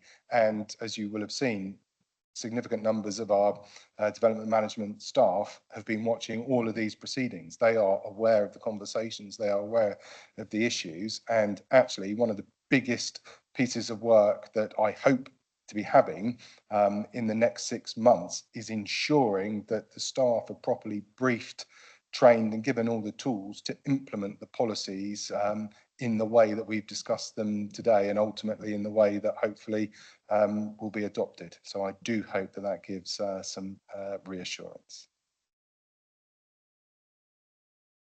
Thank you, Mr. Bolter, and thank you all your team listening in. Returning to policy H8 and some of the detail that's in there, if I can just move on to the final part of the policy, and this has overlaps with other parts of the plan. So I think the council, with various strands of the plan, is seeking to introduce optional technical standards in relation to adaptable and accessible homes. Having to go through and at least 3 policies, I think, to kind of pick everything together. So we've got a reference, I think, in policy AFF1 to all affordable housing will be built to the M42 optional standard. which is the accessible homes, which I think is equivalent to what was the lifetime home standard on accessibility. Got that covering affordable housing. I then think we need to look at policy C5 to say that 20% of all housing on major schemes, so that include market housing, will be again M42. And then we come to policy H8 for completeness, that 10% of new private housing will be built in line with more higher or the more stringent M43 building regulations. And I think Mr. Berine from the HBF has picked up caution we need to apply around M43. It's just in relation to what is adaptable, wheelchair adaptable and wheelchair accessible, which is two definitions separately within that part M of the regulations. But maybe something that needs just a bit further precision to make that clear, because I've forgotten which one it is. It's M43B that is the one that M43A is adaptable, I believe, is the definition. and it's is it the 43B, which is the one that you can only, the PPG said about only being for local authority nominated nomination rights. I think probably the policy would benefit from just a bit more precision. Yeah, absolutely. So fully accept that probably we need to add the A in there to make that clear. And I guess in some ways we're probably about to be overtaken by events when it comes to M42, following recent kind of consultation decision to kind of make that mandatory. So that's probably going to overtake events. So focusing on the M43A part of it, I think the evidence behind that sits in the housing need assessment, split in paragraphs 140 to kind of 144, which look at that demographic profile of the island, which I think everyone is fully aware of in terms of the kind of mushroom that we potentially have, and therefore the need to make sure that the provision of our housing is adaptable. And again, it kind of talks the same issue in the same way that the making sure the stock we are delivering it doesn't almost become obsolete, and we can make sure that if someone's having that property, they're able to stay in it for a period of time, especially given the demographic situation we've got. So in terms of the 10%, that fits in with some of the empirical data in the housing needs assessments. That's where that's come from. But fully accept the need for some precision in referring to which bit.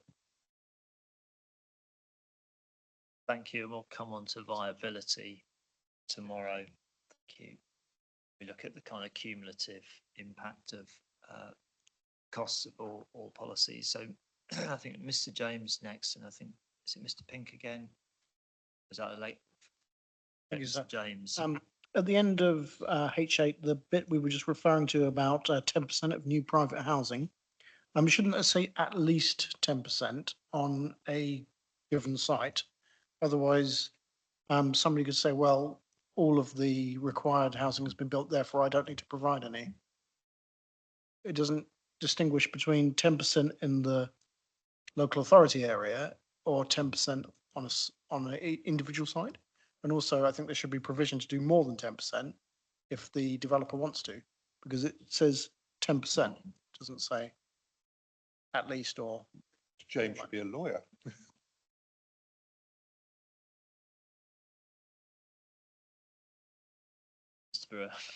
I suppose they're fair points, and again, when we're looking at perhaps a bit more precision on the M43A, and just thinking aloud in terms of form of words, it may be that it's at least 10% from each development proposal. That then kind of defines it correctly, I think, is what the point you're getting at.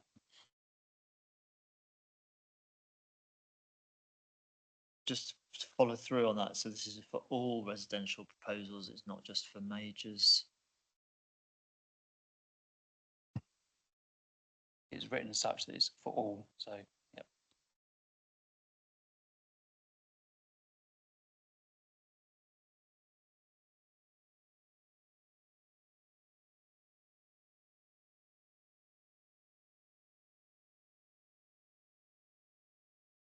I'm just thinking on your policy C5, your M42 is just on majors, and this is potentially more, well, sure people might want to come in on or come to viability, but obviously there will be further costs associated with M43. There's also, I'm just thinking there's a practical difficulty that if it's 10% of less than 10 dwellings, it's going to be quite hard to apply to. I mean, I know there are some types of policies where you can apply it on a pro rata basis, but if you're talking about a dwelling, it's quite difficult to have a less than a whole number. I'm thinking, so we maybe need to look at that and just make sure it actually works in practical terms. Yeah, I made a note of. Thanks. I just wanted to make a point about supply side economics. You know, if we've got a problem with our supply, then surely we should be deregulating, not adding layers of additional wants and requirements. And that's just a sort of basal principle of economics. You know, if you're having trouble doing something, don't make it more difficult to do it. Actually make it easier by deregulating it and letting the market have the chance to try and respond. Thanks.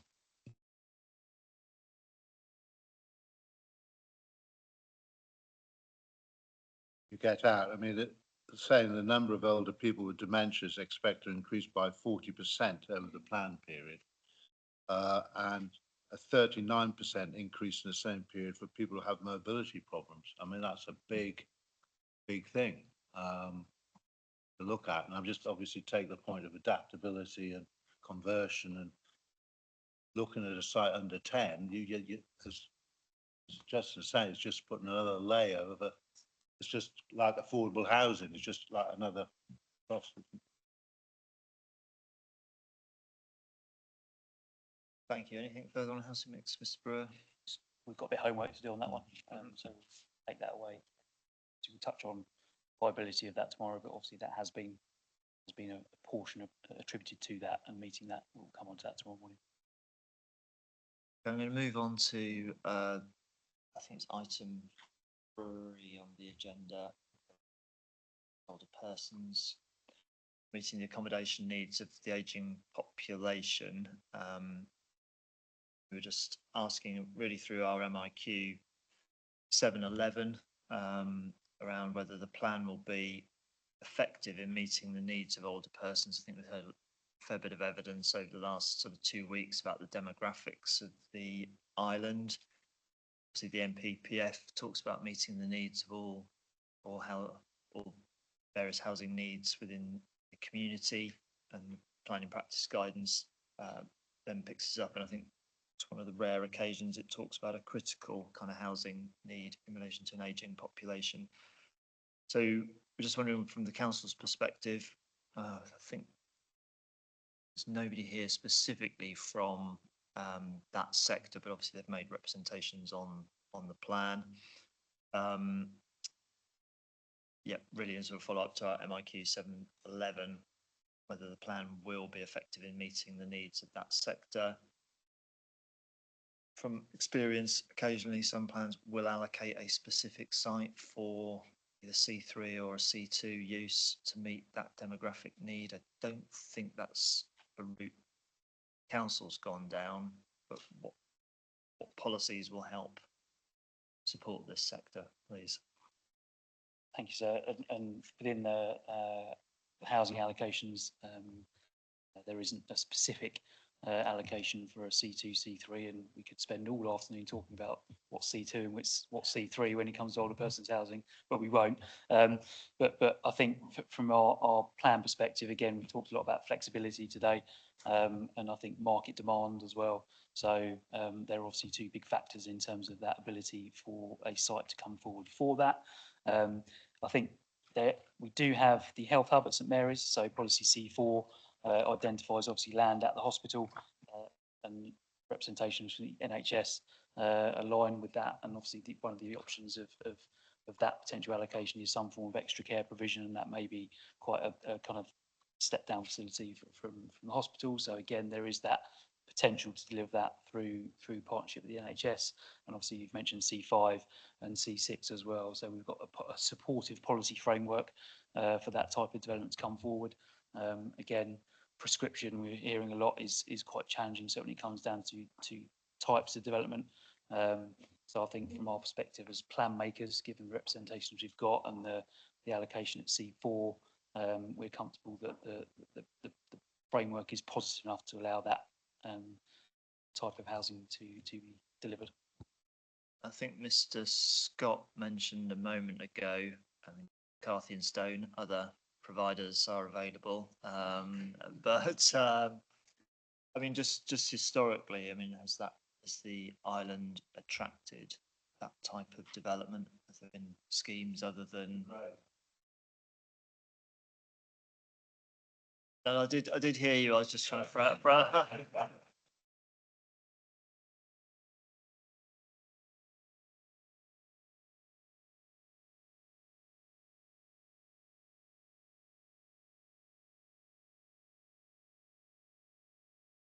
Harcourt Sands and Ryde, and that was something that was heavily supported by the council at the time, but they went elsewhere.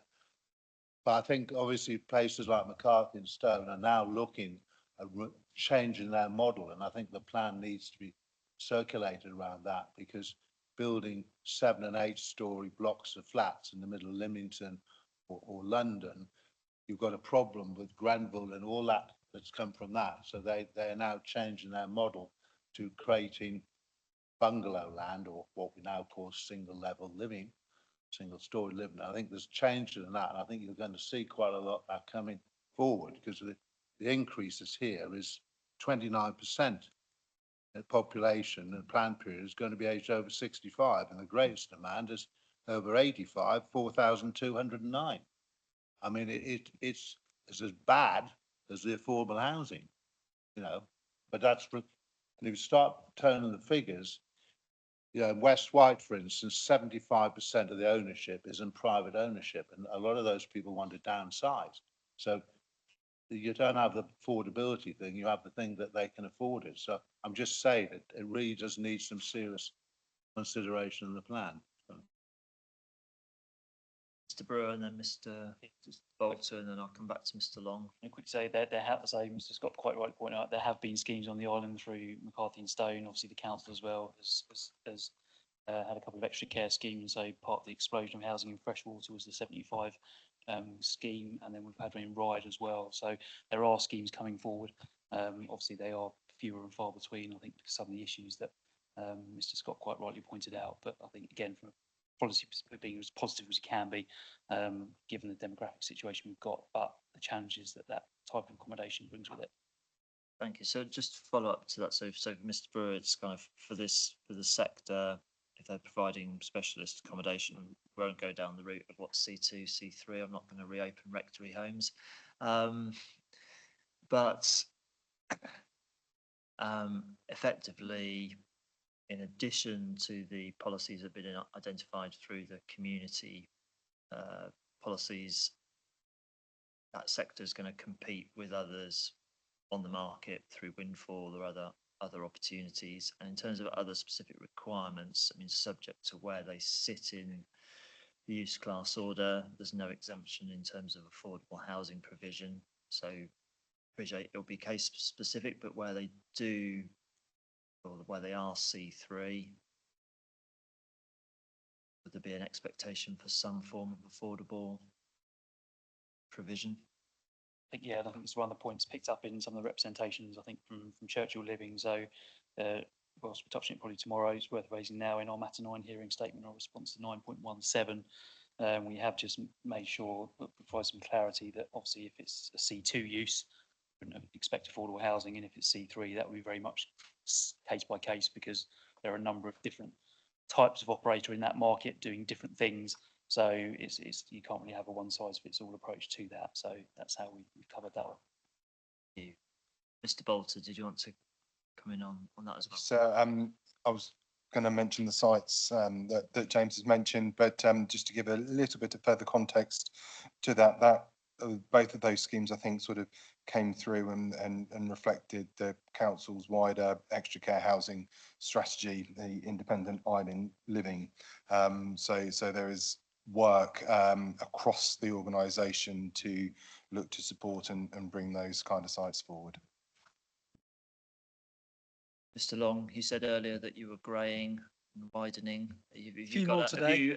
Are you announcing you're about to move into this I get the die later. Well, it's not that far off actually. No, I appreciate it wasn't in my own representations, but just as a discussion point, I was just kind of against your agenda item, against national policy saying critical need. And I think on the island, the bubble of the demographic is quite top heavy and growing, and that's something the plan is trying to rebalance. But it just occurred to me that policy G2 in terms of the settlement hierarchy, we do have, you know, if we're at critical need, which actually does seem to be the case, if you know, again, windfalls can occur within settlement boundaries, etc. But if we're at that critical needs basis akin to affordable housing, we have the kind of self and custom build, which has its own specific piece of legislation, you know, given quite a lot of gravitas in those two respects, feels like the critical need in that gravitas could also potentially adopt a specific policy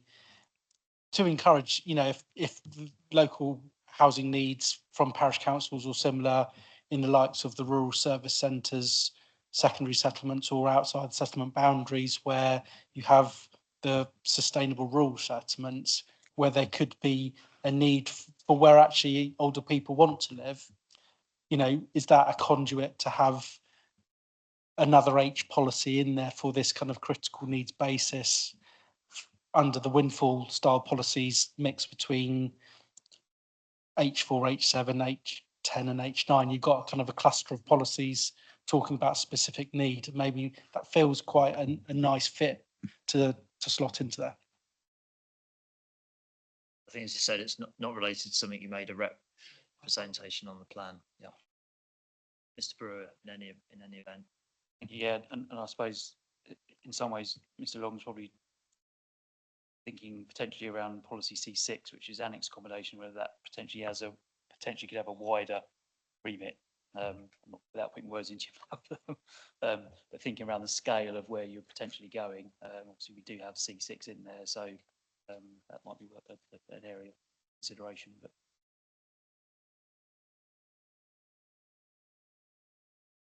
there's nothing else on older persons housing. Just going to finish on the final item on the agenda. Nobody's here specifically for this point, but I'll just raise it with the council. It has been picked up in representations, and again, Mr. Griffiths is not here, but it's in his matter 7 statement, as we discussed. Day 3, I think it was, when we had dealt with the final bit of leftover matters from day 1. The council's obviously going down the route of a separate Gypsy and Traveller development plan document, but nonetheless it will have within the island planning strategy policy H11 to deal with what I'll describe as kind of windfall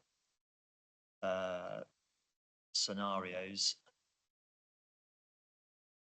Sorry, question 712, whether that policy is justified, consistent with national policy, which in this case will be the planning policy for traveller sites of December 2023, and otherwise kind of positively prepared in terms of supporting, where appropriate, suitably located proposals for Gypsy and travellers and travelling show people. Mr. Brewer. thank you, sir. So I think our view is set out in our response to 712 is that it is the policy is positively worded. It's referencing support for those uses where a certain number of criteria are met, and obviously those criteria are those that will provide a sustainable form of development.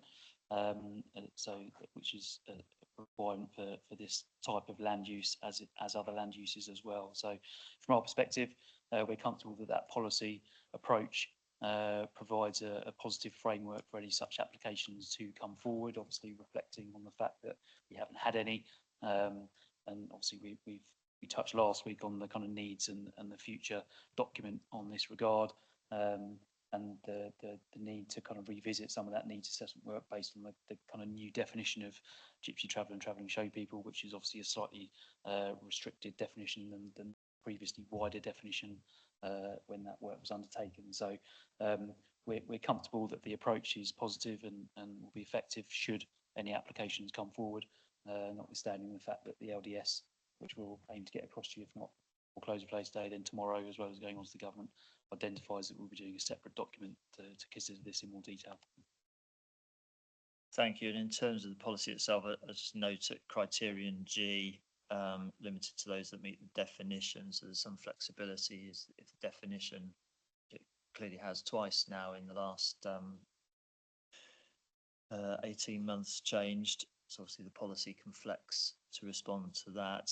And in terms of criterion A, I mean, it's common experience that gypsy and traveller and travelling show people, obviously the planning policy for traveller sites kind of talks about a relationship to the recognising, having that relationship to and kind of recognising the settled community. Nonetheless, in practice, gypsy and travelling show people often than not want a degree of separation, their own sites where they can reside in peace in terms of what they want, their lifestyles and their activities. And I see in terms of criterion A, obviously reflecting national policy about being sustainably located, and wording being sort of preferably adjacent to settlement boundaries, but not strictly.